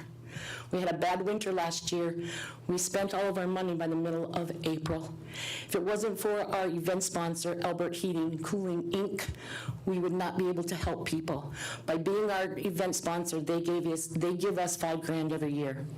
They walk with us. They're advertised by us as being our event sponsor, and certain things come to them that are not due to other sponsors. So, with that being said, again, you have your personal invites, you have a Walk for Warmth pin that we wear on our, whatever, them land curds, I don't know how to say that word. But anyways, this year's, if you show up for the walk, you might get a 2025 one. Those are last year's pins. This year's are black and white, and they're a little bit bigger. Those have been donated to Walk for Warmth by Bins Ahoy. And Miss Tina Thibault, I think is how you say her name. So we want to thank her for our pins. She donates them every year. She also donated 50 for our Walk for Warmth for Luce County. So, thank you for your attention. Yes. One last thing, Sheila. Yes. So our casino makes charitable donations to different organizations and programs every single year. Would you like to make an announcement? I would. I would like to personally thank Austin Lowe's Chair, that's who I reached out to, but also Alan Carriage and the Quaden Casino, who more than generously wrote me a check for $2,000 this year. And they're also going to provide us with some swag for our swag bag. We have 100 swag bags being given to our walkers as they walk through the door. We also have gift baskets that we will draw for our walkers to win. You know, I always say it, Sheila, we live on the Canadian border. Heating is crucially important, so I want to give you a round of applause for bringing this forward, being here to present on it, and I will be there walking with you, so appreciate it. Thank you so much. Thank you so much. I also would like to announce that if you want to bring a Sioux Tribe banner with you, Austin, you may carry that at the walk. This might have a flag behind me. That's perfect as well. All right, Thank you appreciate it. both. Thank you again. Thank you. All right, Hey, so then, Sheila, I just want to ask, do you have like a page or anything that members can go to so we could share it and get the word out? I will be dropping off some sponsorship forms that if people want to collect sponsors and get the money from other people, they can present that at the walk and they can walk for those people. I do have a flyer that I'm going to drop off at admin. Actually, I'll do a couple. I'll do like 20, 25, and then they can disperse to other buildings. We will have an events up on our webpage, which is clmcaa.com. And up there, there's also a spot for anybody to donate for the Walk for Warmth, but I'll also have the flyer on our webpage. I'm going to say within the next couple weeks. Okay, It'll be up there, and then everybody can they'll have the times, the dates, and everything for both. Awesome. I'll put the word out too, Sheila. Appreciate Thank you you, being guys. here. Thank you. Appreciate it. Mhm. All right, so the next two individuals would like to present closed. So we'll start off with Stephanie. Other than that, it'll just be closed, just with staff and the individual. This gentleman here asked it as we open.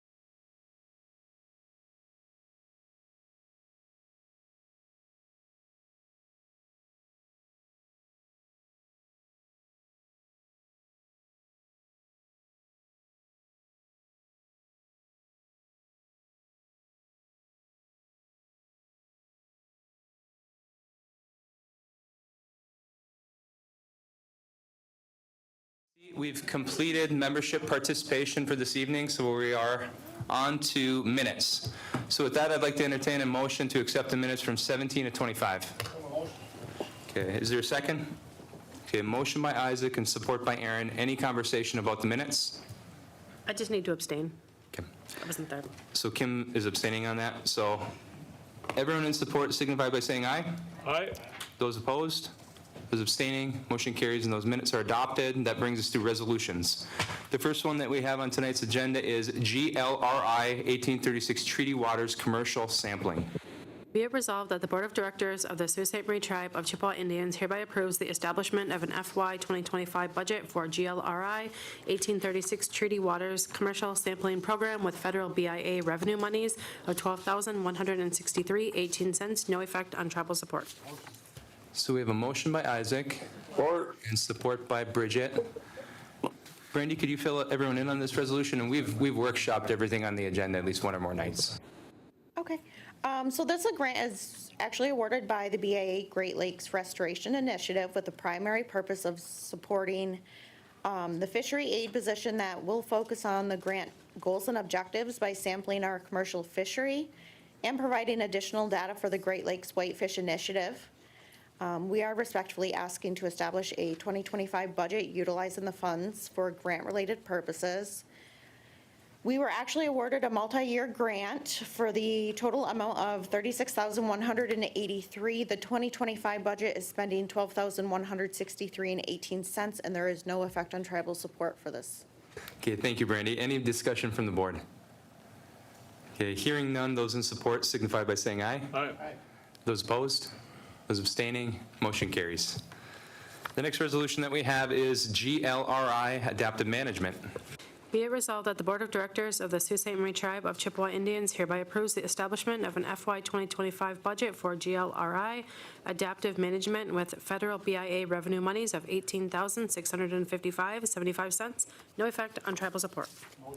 Motion by Isaac and support by Rob. Brandy? This is adaptive management. We're going to use data and science to improve how we manage the fish over time, and it helps lay the groundwork to keep our fisheries strong for future generations.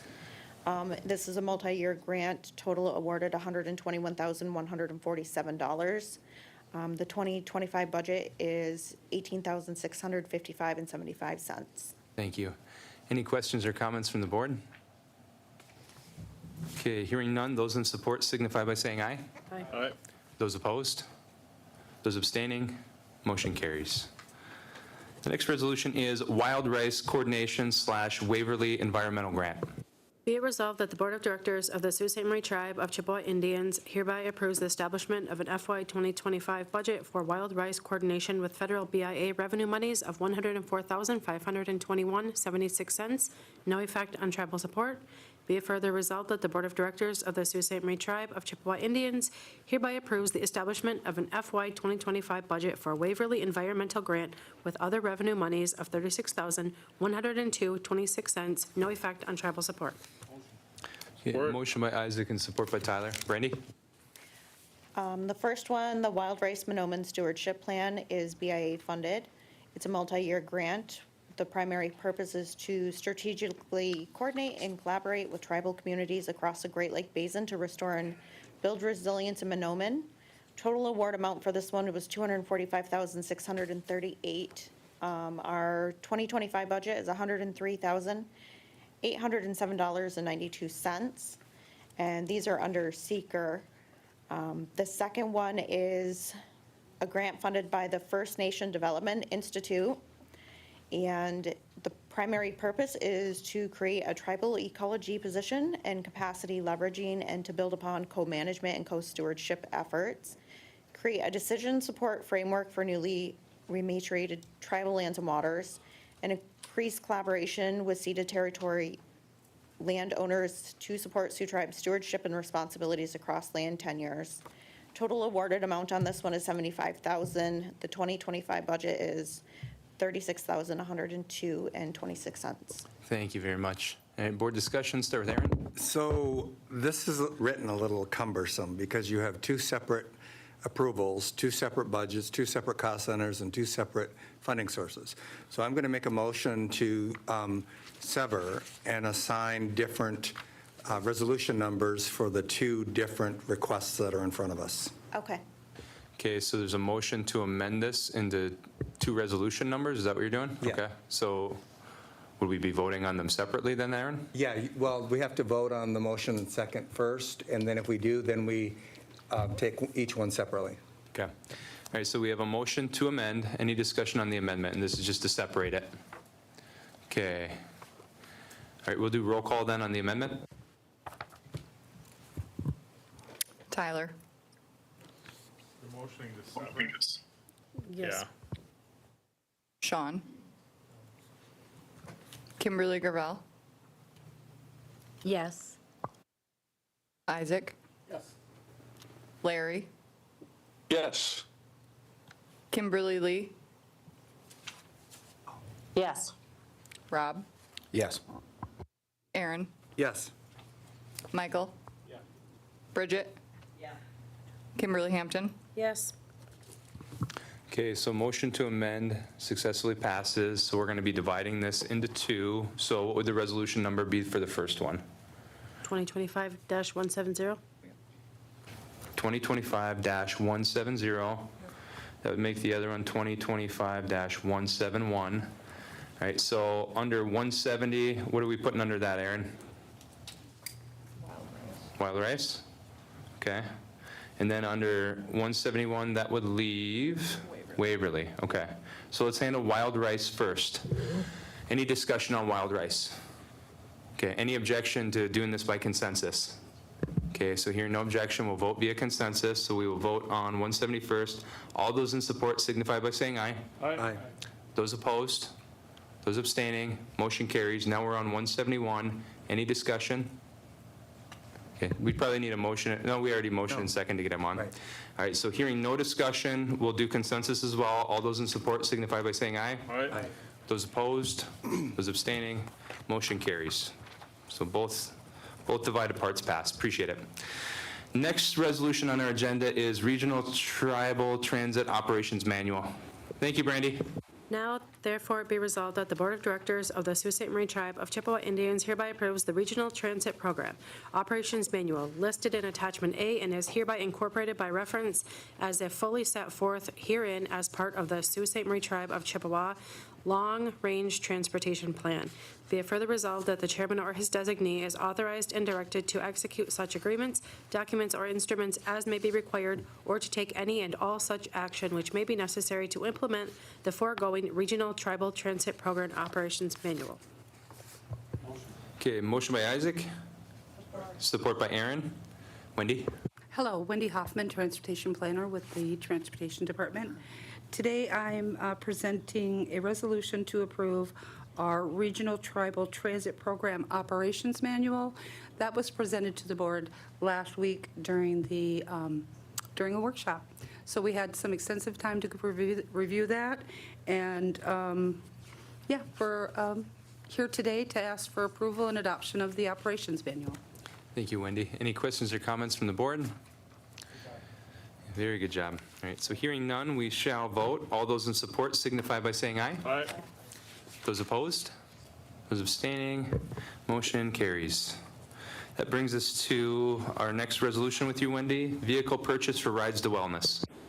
Now therefore be resolved that the Sault Ste. Marie Tribe of Chippewa Indians Board of Directors approves the selection of O'Connor's Chrysler and authorizes the Transportation Department to administer and facilitate the purchase of vehicles for the R2W program. Be it finally resolved that the Board of Directors of the Sault Ste. Marie Tribe of Chippewa Indians hereby authorize the tribal chairman or designee to negotiate, execute, and amend any documents resulting therefrom on a contract between Sault Ste. Marie Tribe of Chippewa Indians and O'Connor's Chrysler to purchase 4 vehicles to implement a coordinated and regional transit system, and authorizes expenditures $212,180 from the FTA Tribal Transit Program Fund, cost center 13021. Okay, motion by Isaac and support by Rob. Wendy? Yes, this resolution is requesting approval of the purchase of 4 SUVs for the FTA Rides to Wellness program.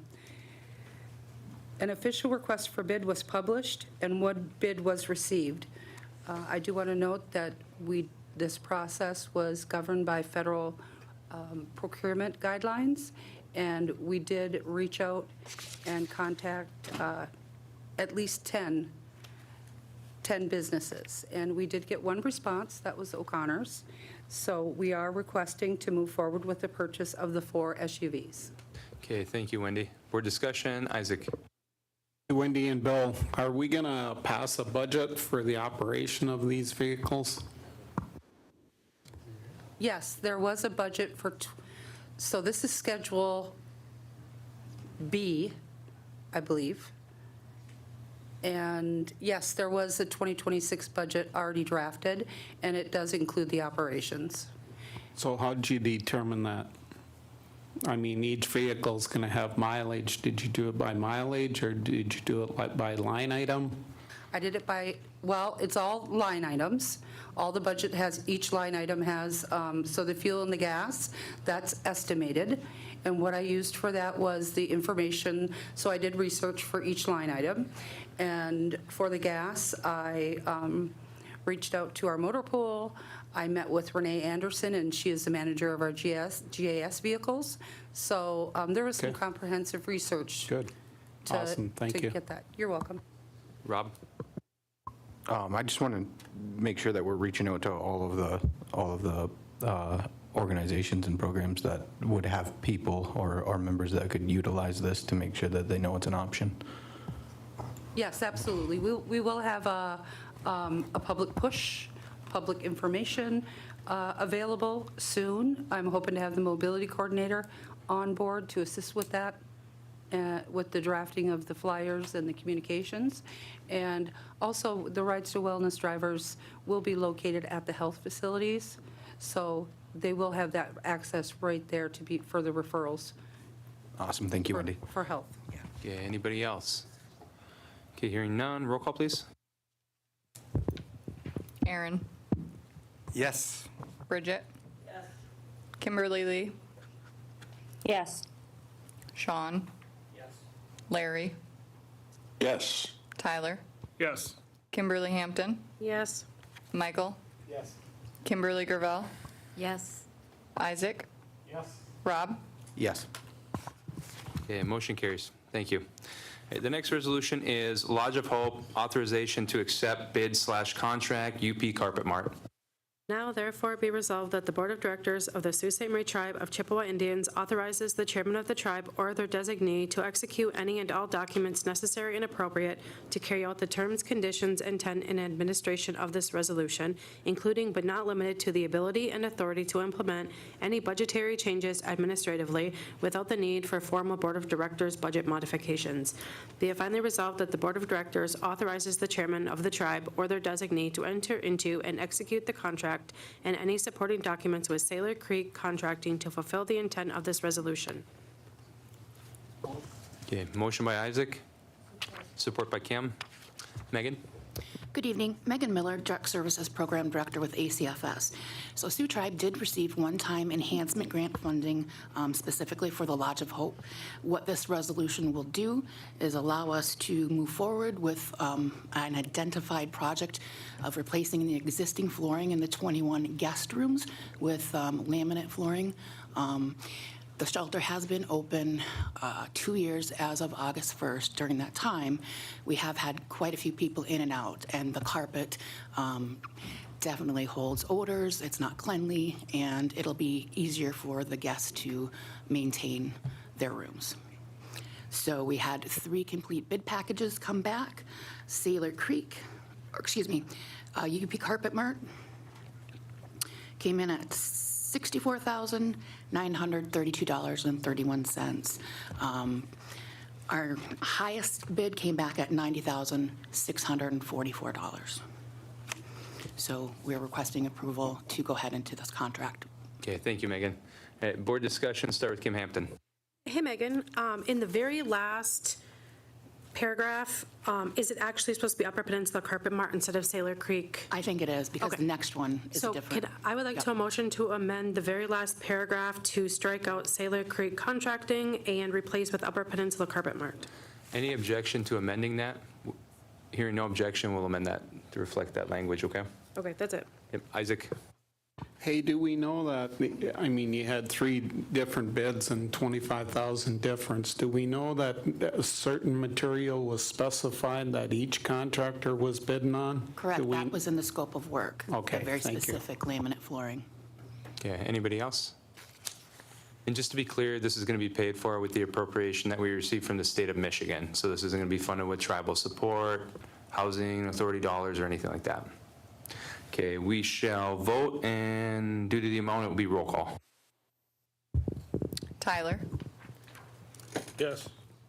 Sean, Yes. Kimberly Gravel, Yes. Isaac, Yes. Larry, Yes. Kimberly Lee, Yes. Rob, Yes. Aaron, Yes.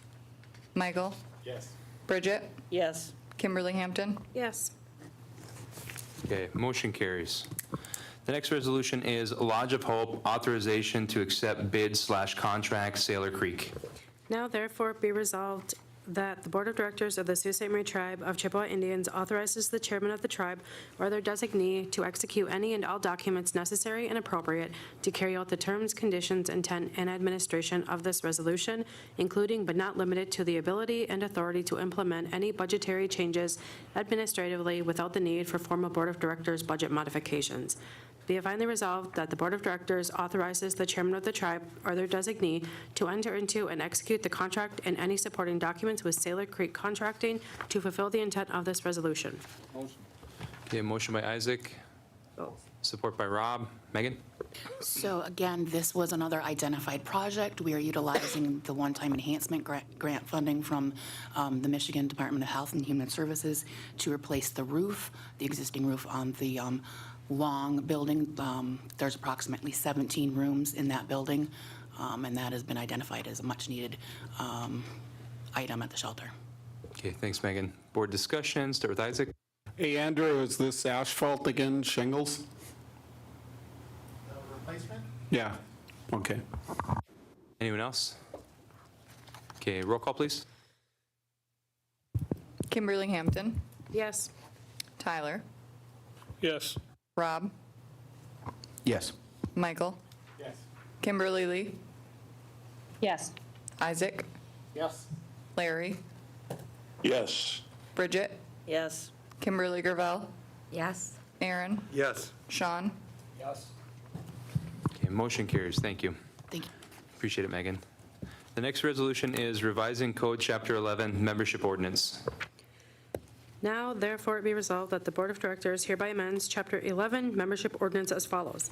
11.103 Special Needs Enrollment Committee. 1, there shall be established a Special Needs Enrollment Committee which shall be composed of the Tribal Registrar as ex officio, 7 members appointed by the Board of Directors, and the enrollment staff acting as recording secretary. There shall be an effort to have at least 1 representative from each of the tribe's 5 units and at least 1 representative from outside the 5 units. If it is not possible to secure representation from each unit and/or from outside the 5 units, then the committee will be established with qualified individuals as necessary pursuant to current policy and procedure. The tribal registrar shall be a member of the tribe appointed by the Board of Directors. All other committee persons shall be tribal members. The members of the Special Needs Enrollment Committee may be removed by the Board of Directors for good cause. Be it further resolved that the above changes shall be effective immediately. Motion by Isaac, support by Rob. Ryan? Ani, Michael Larson. Michael Larson. Unit 1 Representation, Chairperson, Special Needs Election Committee. This resolution is a revisement of the current code, changing from 12 members to 7, and as stated, would provide 1 outside of our service units. And I believe that's it on this one. All right, I appreciate that. Any board discussion on this? Okay, hearing none, we'll vote. All those in support signify by saying aye. Aye. Aye. Those opposed? Those abstaining? Motion carries. Thank you, Michael. The next resolution will be amend bylaw of Special Needs Committee enrollment. Now therefore be resolved that the Board of Directors hereby approves the amendments to the Special Needs Enrollment Committee bylaws as presented and attached. Be it further resolved that the above changes shall be effective immediately. Motion by Isaac and second by Aaron. So Ryan or Michael? Yes, this resolution amends our current bylaws, changing our current term of service to 4 years, and it includes stronger confidentiality language to protect our tribal members' data. Okay, thank you. Board discussion, start with Aaron. I'd like to motion to amend to strike the title and reference to special needs and just call it Tribal Enrollment Committee.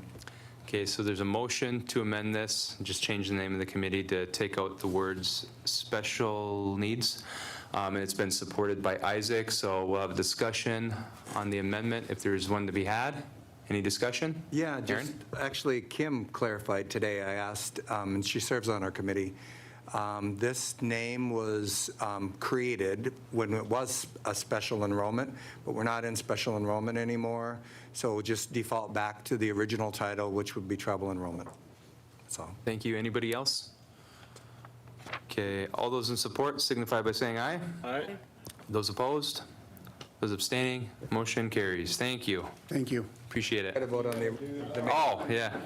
Just a motion to amend, right? All right. What's the amendment? So the motion to amend successfully passes. It looks like Tyler has something to say.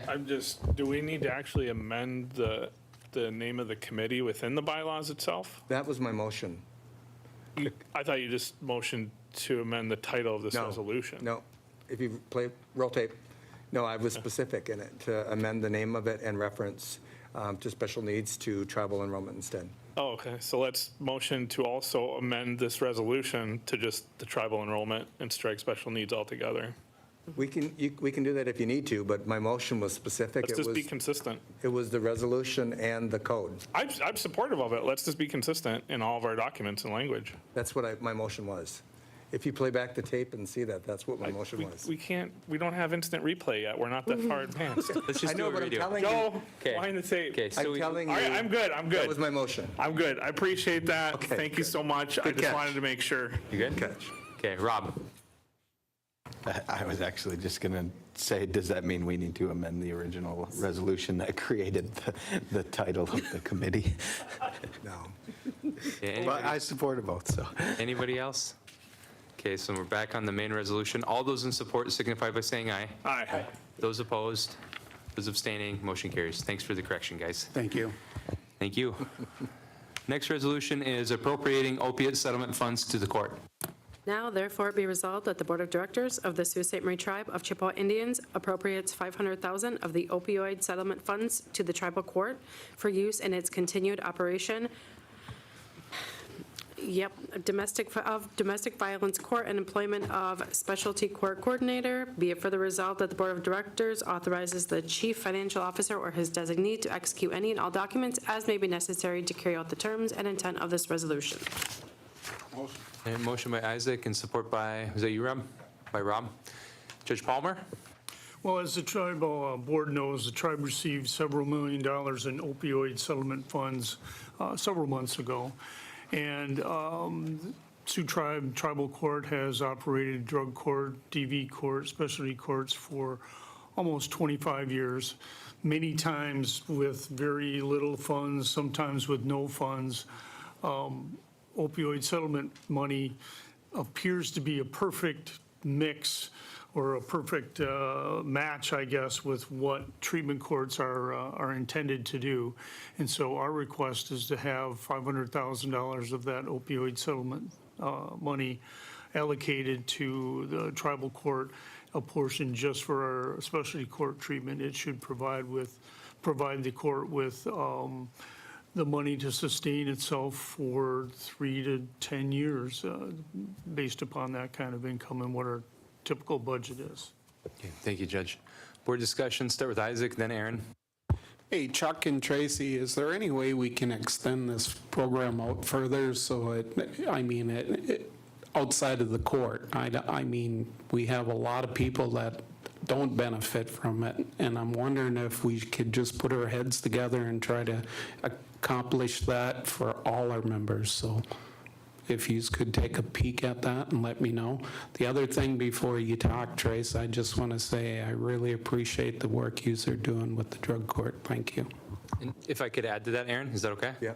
So if we're not able to add people who aren't under the jurisdiction of our court due to a conviction, can you at least give a list of what services these funds will provide? Because maybe we can award another appropriation from this pot of funding to behavioral health, and then all someone would have to do is get some services at behavioral health to get whatever services you guys are being provided replicated to them. So if you can't allow people who don't have adjudicated cases in that program, give us a list of everything that you provide, because maybe behavioral health can provide it.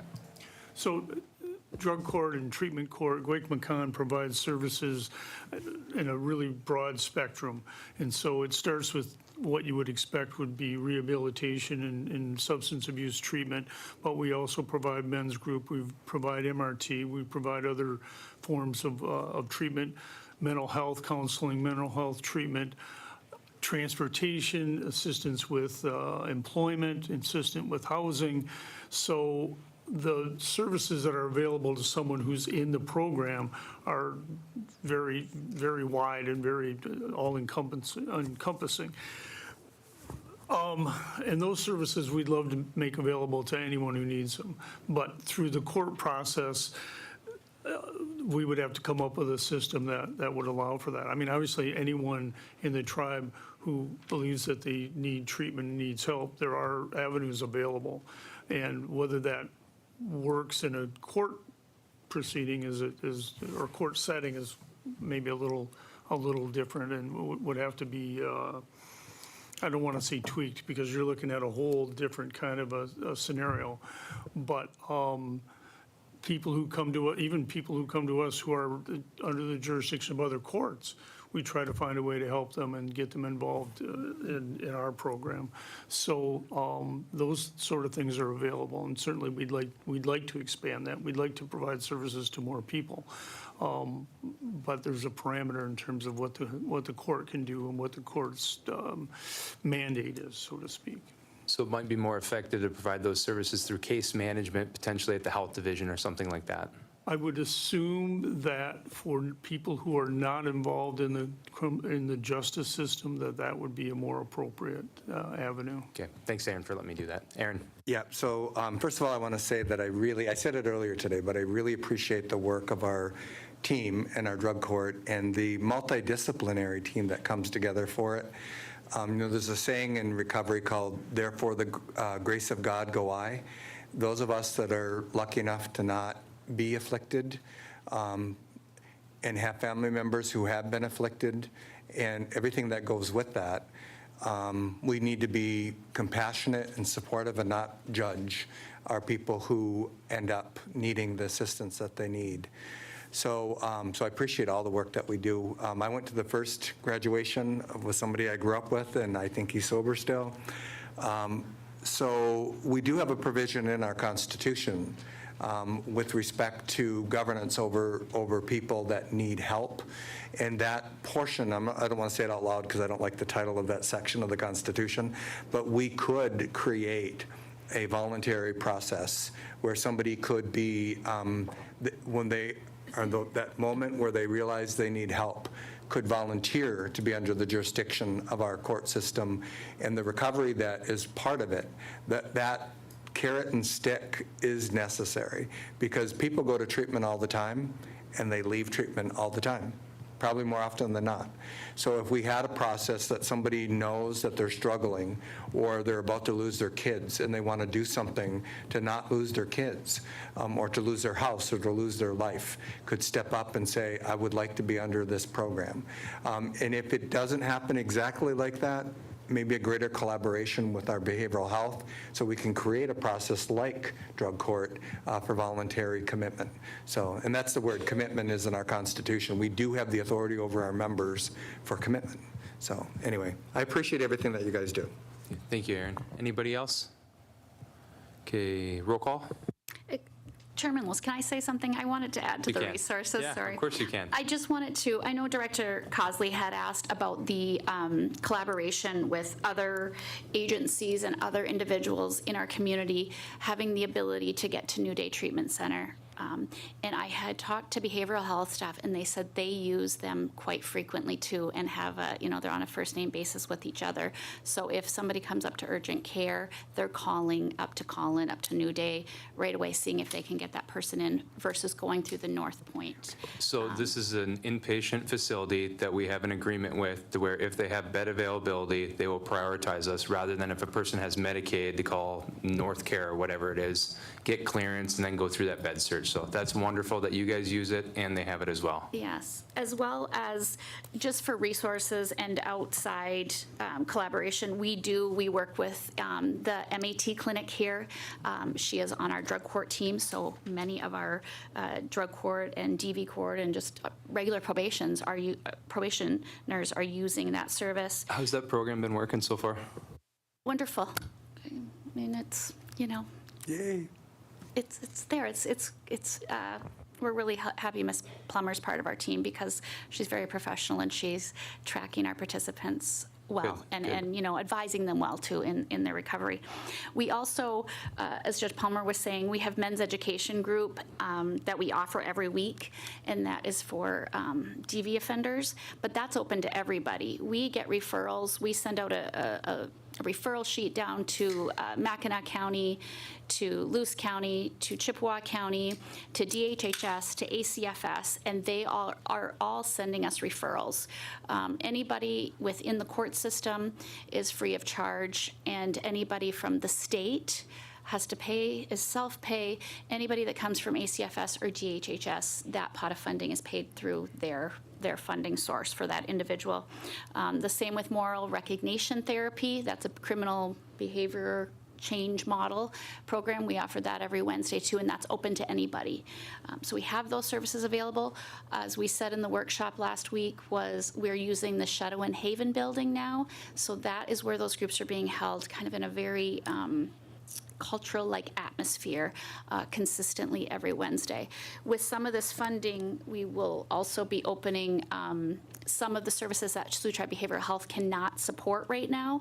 We're going to be offering those groups like outpatient intensive substance abuse treatment in a group setting also at Shadowin if this money is approved for the court too.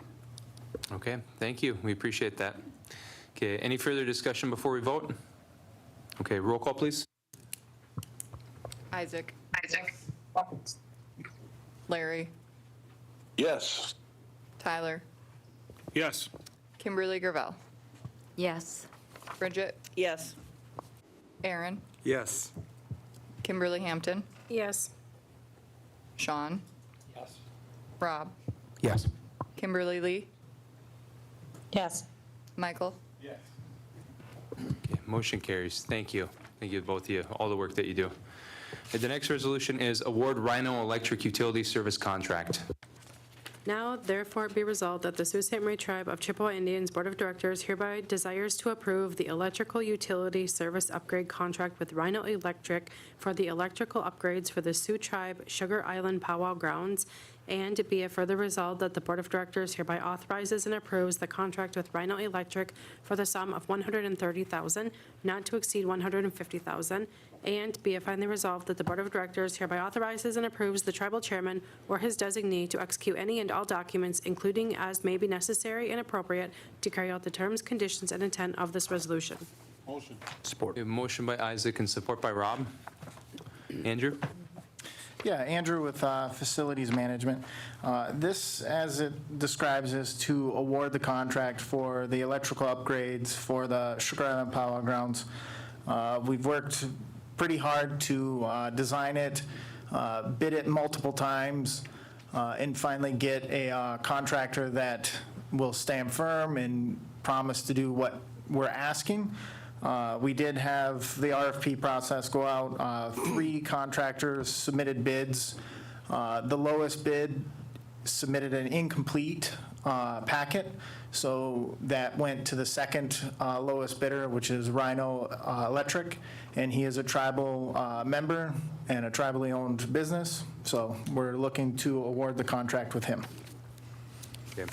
Well, I appreciate you working on this, Andrew. You worked your butt off to find contractors that could do this project within budget, and it's crucially important because it's going to bring electricity to the Sugar Island Powwow grounds, so people will stop having to bring generators there if they're vendors. So I have a board discussion. Start with Isaac. Hey, Andrew, we had talked about widening the road, and that's what the powwow committee wanted. So I reached out to a good friend of mine, Bert Snover, and my brother was the operator, and they went in and they cut the underbrush down at no charge to the tribe, just so you know. Yeah. Appreciate it. Thank you. Tyler? Yeah, I was out there for the powwow. I think you guys did an amazing job of upkeeping that ground. Absolutely beautiful. This will be a great addition, so it's exciting to see. But I also wanted to tell you guys, every chance I get, I appreciate all of the work you're doing. As hard as we can be to work with as a board of directors, you're making our facilities look amazing. Like, you've been holding our contractors accountable, and you've been explaining the change orders to us so we know what's going on and that we're not just getting raked under the coals. So I appreciate all of that and all of the work that the facilities is doing to maintain and upgrade all of our facilities and the new ones that we're getting. So miigwech. Okay, anyone else? Andrew, you're killing it. You're doing a good job, man. So, roll call, please. Bridget, Yes. Aaron, Yes. Larry, Yes. Kimberly Lee, Yes. Michael, Yes. Kimberly Gravel, Yes. Sean, Yes. Tyler, Yes. Kimberly Hampton, Yes. Isaac, Yes. Rob. Yes. Okay, motion carries. Thank you. Thank you, Appreciate guys. it. And next resolution is interim appointment, Natural Resource Department. Be it resolved that the Board of Directors of the Sault Ste. Marie Tribe of Chippewa Indians hereby approves the appointment of Danielle Fegan as the interim Natural Resources Director for a period not to exceed 6 months with compensation pursuant to the tribe's interim appointment policy. Second. Motion by Isaac and support by Aaron. Jess? Yep, Jessica Dumbeck, interim CEO. This request is to appoint Daniel Fagan, who is our current Wildlife Program Manager, as the interim Natural Resources Director. Our current director's last day is next Friday, so this appointment will be effective August 18th. Okay, thank you. Board discussion, start with Aaron. Did you have your hand up? I didn't even raise my hand. Oh, I thought you did. I just want to recognize one of our original social workers is her grandma, and she would be so proud. That's all. Okay, anyone else? Okay, then we'll vote. All those in support signify by saying aye. Aye. Those opposed? Those abstaining? Motion carries. Thank you. Thank you. The next resolution is amending 2025-166, authorization contract M&D GC. Now, therefore, it be resolved that the Board of Directors hereby rescinds Resolution 2025-166 in its entirety and approves entering into a contract with M&D General Contractor for the Sawyer Village General Contractor Project, number 24-045, with the corrected amount $2,792,031. Be it further resolved that execution of this resolution and associated contract shall be contingent upon approval and execution of the $1.7 million internal financing note by the Sioux Tribe Housing Authority. No contract or funding commitments shall be valid or binding until the financing note has been formally approved by Sioux Tribe Housing Authority. Be it finally resolved that the Board of Directors hereby authorizes the chairman of the tribe or their designee to execute any and all documents as may be necessary and appropriate to carry out the terms, conditions, intent, and administration of this resolution, including but not limited to the ability and authority to implement any budgetary changes administratively without the need for formal Board of Directors budget modifications. Yeah, motion by Isaac, support by Rob. Helen? Helen Wilkins, Director of Real Estate and Property Management. This resolution is coming to you today in regards to the contract that we had reviewed previously.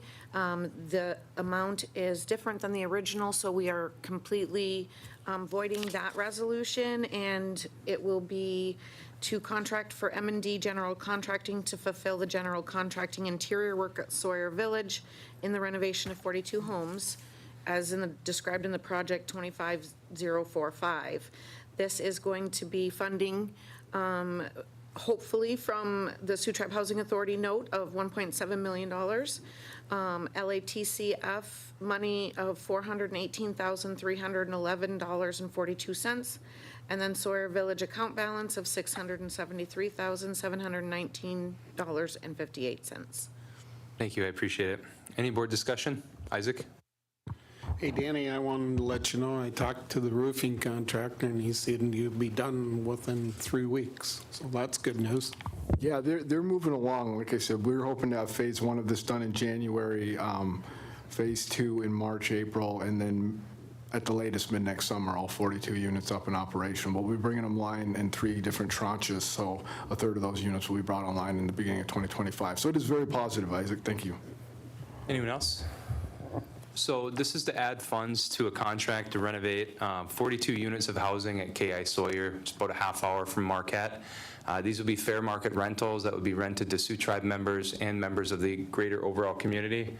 Housing is a crisis all over the UP, and I think that will make a lot of money that will pay for a lot of services for our tribe, considering that's a very expensive place to live right outside of Marquette. Correct. Okay, so we'll have a board discussion. Kim? Yeah, the title of this resolution says amending resolution 2025-1677. I'd like to motion to change it, to amend it to read 2025-166. Okay, would that be correct, guys? Was that an error overlooked by you guys? Yeah, it's referenced throughout the entire resolution as 166, but for some reason the title is 1677. Yes, but that way it reads correct.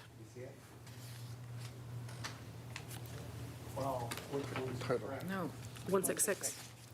Yeah, because 166 is attached to the packet. Okay, so they're looking at it. That way we amend this correctly. Just give them a second. Exactly.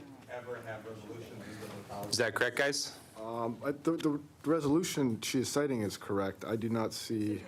Yeah, it's the actual title of the resolution. So we just need the title to reflect 166 that we're amending, correct? Okay. Okay. So is there any objection to amending that to reflect the correct title? Okay, so I'm not hearing any objection, so that will be amended. We're back on the main resolution since there were no objections. Any further discussion? Do you need a second on that or no? Okay, so no discussion. Roll call, please. Kimberly Gravel, Yes. Kimberly Hampton, Yes. Bridget, Yes. Rob, Yes. Sean, Yes.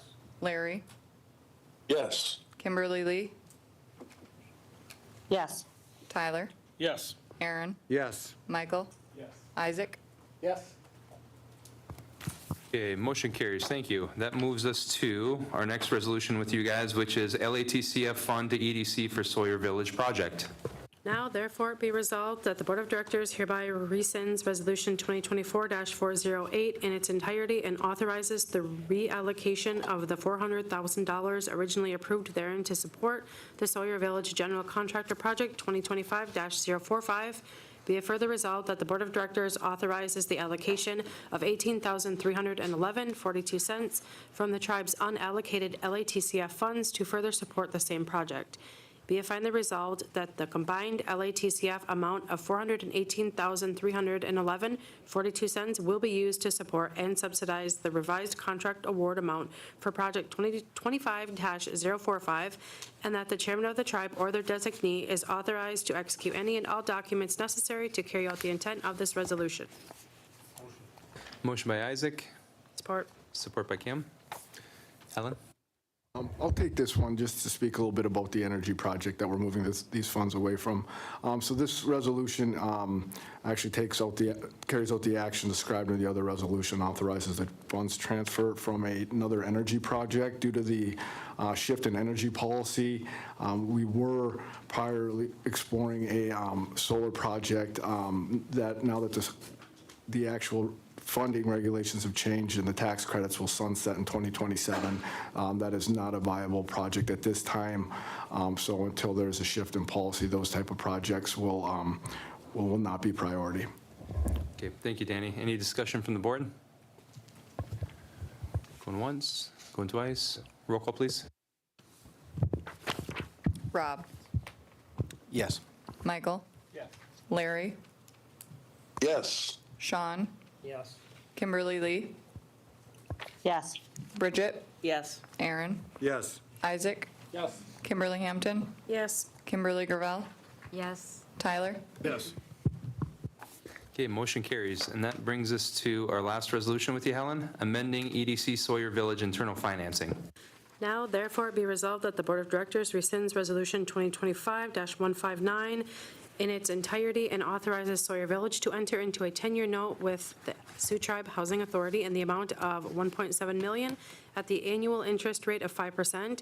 Be it further resolved that the execution of this resolution and the associated financing agreement shall be contingent upon formal approval and the acceptance of 1.7 note by the STHA Commission. No funding shall be valid or binding until such approval is secured.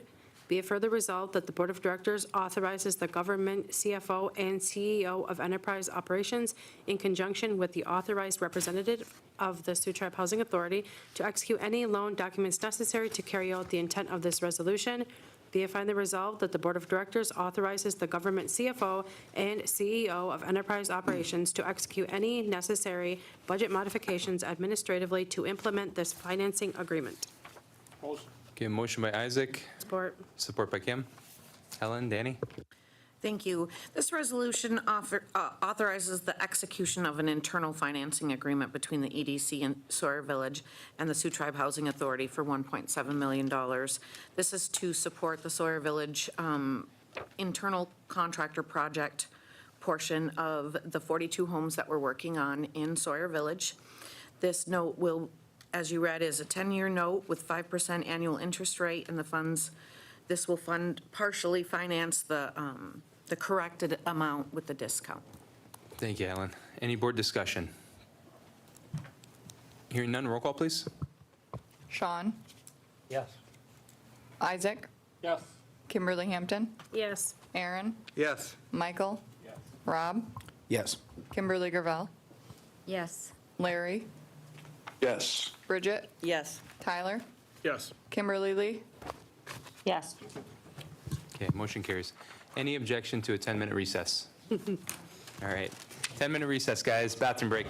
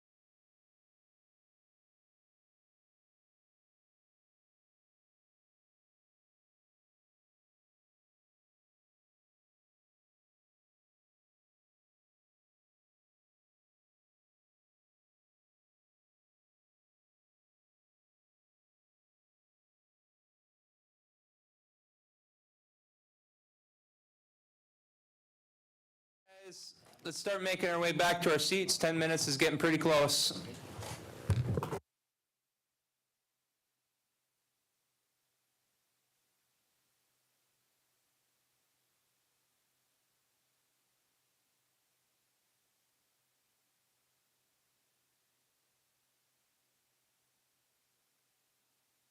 All right, guys, we are going to resume this meeting.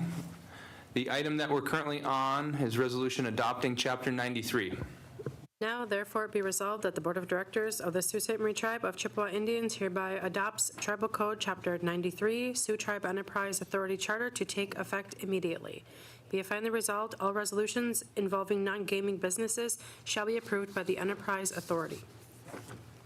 Motion by Isaac. Support. And support by Tyler. Danny, Josh?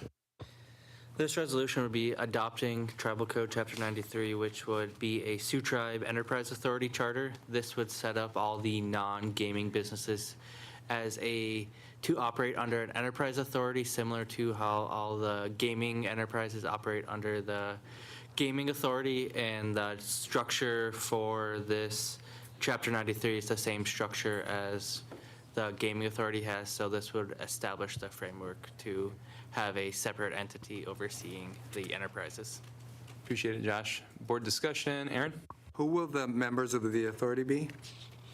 The board of directors. Okay. Anyone else? Okay, roll call, please. Aaron, Yes. Bridget, No. Kimberly Lee, Yes. Sean, No. Larry, Yes. Tyler, Yes. Kimberly Hampton, Yes. Michael, Yes. Kimberly Gravel, No. Isaac, Yes. Rob, Yes. Okay, motion carries. Thank you. Next resolution will be rescinding Resolution 2022-353. Now, therefore, be resolved that the Board of Directors of the Sault Ste. Marie Tribe of Chippewa Indians hereby rescinds Resolution 2022-353. Motion. Motion by Isaac Support. and support by Kim. Josh? This resolution would rescind Tribal Code Chapter 102, the nonprofit ordinance. This is a current code that is not workable under our current structure, so if down the road there is a wish to pursue with a nonprofit ordinance, we would look at developing a new code to handle the corporation of nonprofits, and then the formation of any corporations we would incorporate into the Chapter 93, the Enterprise Authority Charter, which was just approved. Okay, thank you, Josh. Any discussion from the board? Rob? Yeah, I think we do need to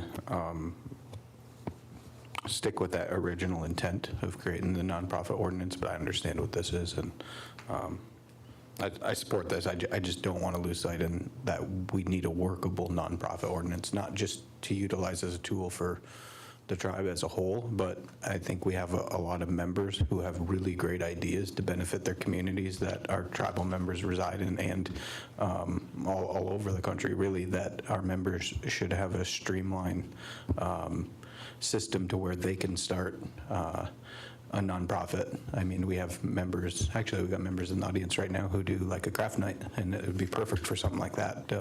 I remember there was one called Friends of the Sioux Tribe at one point that raised money for powwows. So I think that we need to stay with the original intent of having a nonprofit that could be utilized by members. Okay, anybody else? Okay, roll call, please. Tyler, Yes. Sean, Yes. Kimberly Gravel, Yes. Isaac, Yes. Larry, Yes. Kimberly Lee, Yes. Rob, Yes. Aaron, Yes. Michael, Yes. Bridget, No. Kimberly Hampton, Yes. Motion carries. Thank you. The next resolution is amending Chapter 44EA. Now therefore be resolved that the Board of Directors hereby amends Tribal Code Chapter 14, waiver of tribal immunities and jurisdiction in commercial transactions as follows. Replace all mentions of Economic Development Commission with Enterprise Authority. Replace all mentions of Chapter 40 with Chapter 93. Replace all mentions of Economic Development Commission Charter with Sioux Tribe Enterprise Authority Charter. Motion. We have a motion by Isaac and support by Tyler. Josh? This resolution would update Chapter 44 to incorporate the newly approved Enterprise Authority into the waiver of tribal immunities code, and the first paragraph should be amended to say Chapter 44 instead of Chapter 14. That's what I was just going to motion for. Okay. Is there any objection to changing that, to amending that? Okay. So hearing no objection, we will change that. Is there any discussion on this now? Okay, hearing none, roll call, please. Kimberly Hampton, Yes. Tyler, Yes. Rob, Yes. Michael, Kimberly Lee, Yes. Isaac, Yes. Larry, Yes. Bridget, No. Kimberly Gravel, Yes. Aaron, Yes. Sean, Yes. Okay, motion carries. Next resolution is amending Chapter 14 EA. Now therefore be resolved that the Board of Directors hereby amends Tribal Code Chapter 14, Rules of Parliamentary Procedure Ordinance Act as follows. Replace all mentions of Economic Development Commission with Enterprise Authority, then replace all mentions of Chapter 40 with Chapter 93, replace all mentions of Economic Development Commission Charter with Sioux Tribe Enterprise Authority Charter. Motion. Motion by Isaac, support by Tyler. Here too. Josh? This resolution would just be updating Chapter 14 to incorporate the newly approved Enterprise Authority. Okay, any board discussion? Hearing none, roll call, please. Rob, Yes. Kimberly Lee, Yes. Aaron, Yes. Isaac, Yes. Kimberly Gravel, Yes. Kimberly Hampton, Yes. Michael, Yes. Sean, Yes. Tyler, Yes. Larry, Yes. Bridget, No. Motion carries. The next resolution is amending Chapter 14 Special Meeting KGA/EA. Now therefore be resolved that the Board of Directors hereby amends Tribal Code Chapter 14, Rules of Parliamentary Procedure Ordinance Act as follows. 14.106 Agenda 1, Notice of Meetings. The Administrative Secretary of the Board of Directors shall give all board members written notice of all regular meetings at least 5 calendar days in advance of such meetings. The Administrative Secretary shall give all board members written notice of all special meetings of at least 5 calendar days in advance of such meetings. The Administrative Secretary shall give all board members written notice of all board workshops of at least 5 calendar days in advance of such workshop. Special meetings of the Gaming Authority or the Enterprise Authority shall be able to be called with at least 24 hours' notice to all members serving on the authority or during any duly called meeting of the Board of Directors. Motion. Support. Okay, motion by Tyler and support by Isaac. Josh?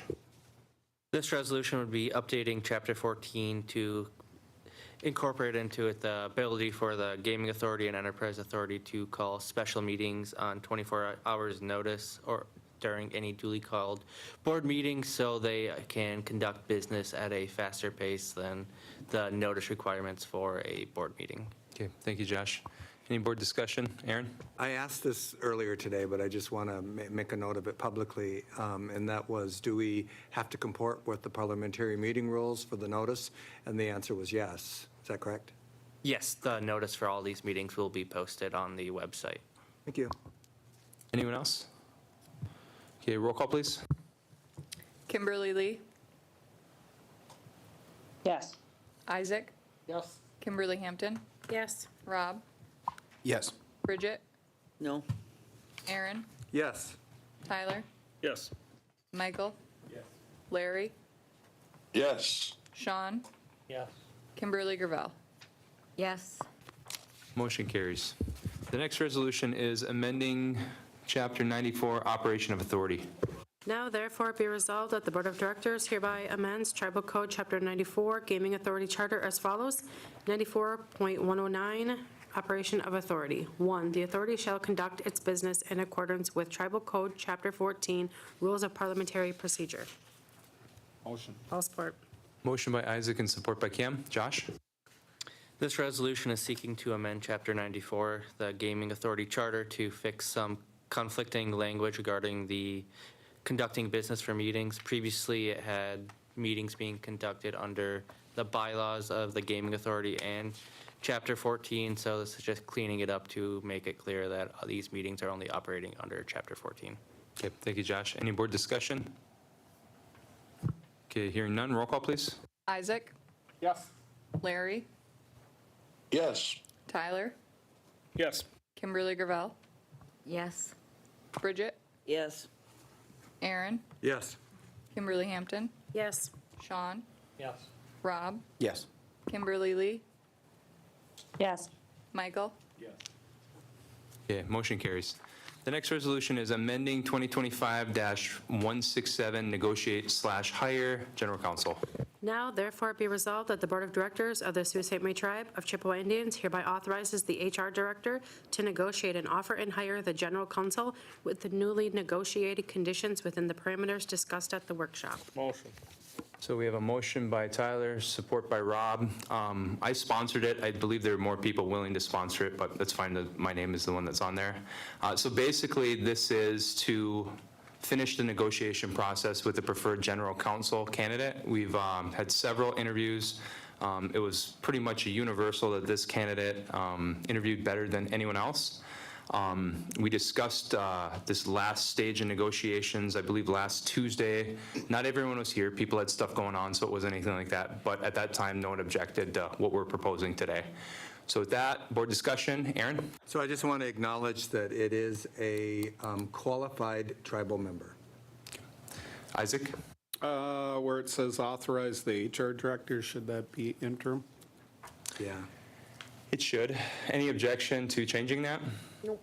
All right, hearing no objection, that would be changed to interim director. Anyone else? Or calling you Kim. Okay, roll call, please. Bridget? No. Aaron? Yes. Larry? Yes. Kimberly Lee? Yes. Michael? No. Kimberly Gravel? Yes. Sean? No. Tyler? Yes. Kimberly Hampton? Yes. Isaac? Yes. Rob? Yes. Motion carries. Ryan, congratulations. I'd like to introduce you guys to our general counsel. So, Thank you.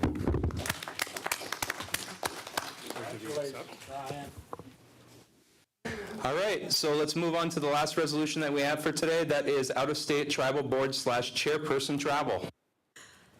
Now therefore be resolved that out-of-state tribal board and chairperson travel, airfare and mileage must be specifically approved via line item by the tribal board of directors in advance at a duly called meeting during annual appropriations or via a tribal board consensus and subsequently approved at a duly called tribal board meeting.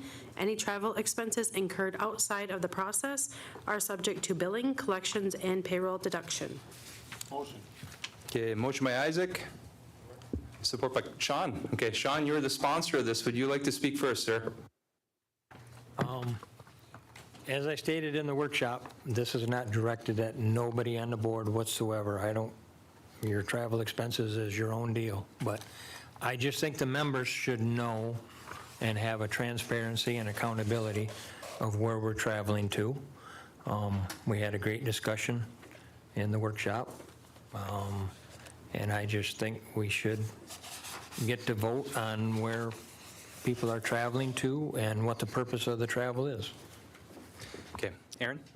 So the resolution referenced and attached 2012-216 was a very mean-spirited enacted resolution targeted at a particular board member. I don't want to go back in time where the board gets to vote to decide whether or not I get to travel, because I do a lot of really good work at the national level.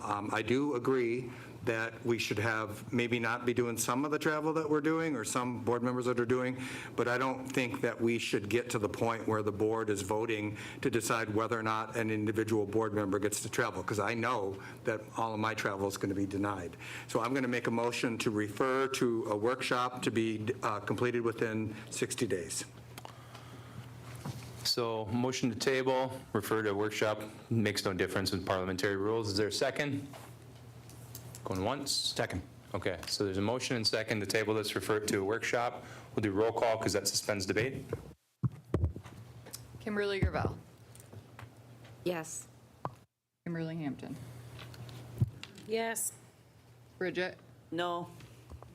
Rob, I just want to be clear, there was a time certain on that for within 60 days, 60 correct? days, yeah. Okay, yes. Sean, No. Larry, No. Kimberly Lee, Yes. Tyler, Yes. Aaron, Yes. Michael, Yes. Isaac, No. 7-4. Okay, so 7 voted to table, 4 voted no, so that successfully tables that. So we'll move on from that, and it will be on a workshop. That brings us to new business, committee appointments. Any objections to handling these all together? Okay, hearing no objection, I would like to entertain a motion to accept the reappointment of Vicky Carr Walden for the Unit 5 Munising Elder Subcommittee, to accept the resignation from the Unit 2 Hessel Elder Subcommittee for Patricia Cosley, and to accept the resignation of Viola Netta from the Unit 4 Manistee Elder Subcommittee. Motion. So we have a motion by Tyler, support by Isaac. Any discussion? Hearing none, all those in support signify by saying aye. Aye. Those opposed? Those abstaining?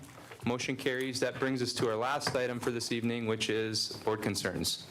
Does anyone have any? Aaron, you handled yours while we were in workshop, Yeah, and I posted them so everybody can see them. so we're good with you? Yep. Who else has one? Okay, go ahead, Tyler. My concern is that everybody should show up to the Munising powwow this Saturday at Bay Furnace Park in the Christmas area. It's going to be a great weekend, lots of good food. Saturday, only 2 grad entries at noon and 6, feast at 4 p.m. And our elders and some of our younger adults have worked really hard to put this all together for everybody, and we look forward to seeing you there. Okay, anyone else? Then without objection, meeting adjourned. Hearing no objection, meeting adjourned. Thank you, everyone. See you all next Tuesday.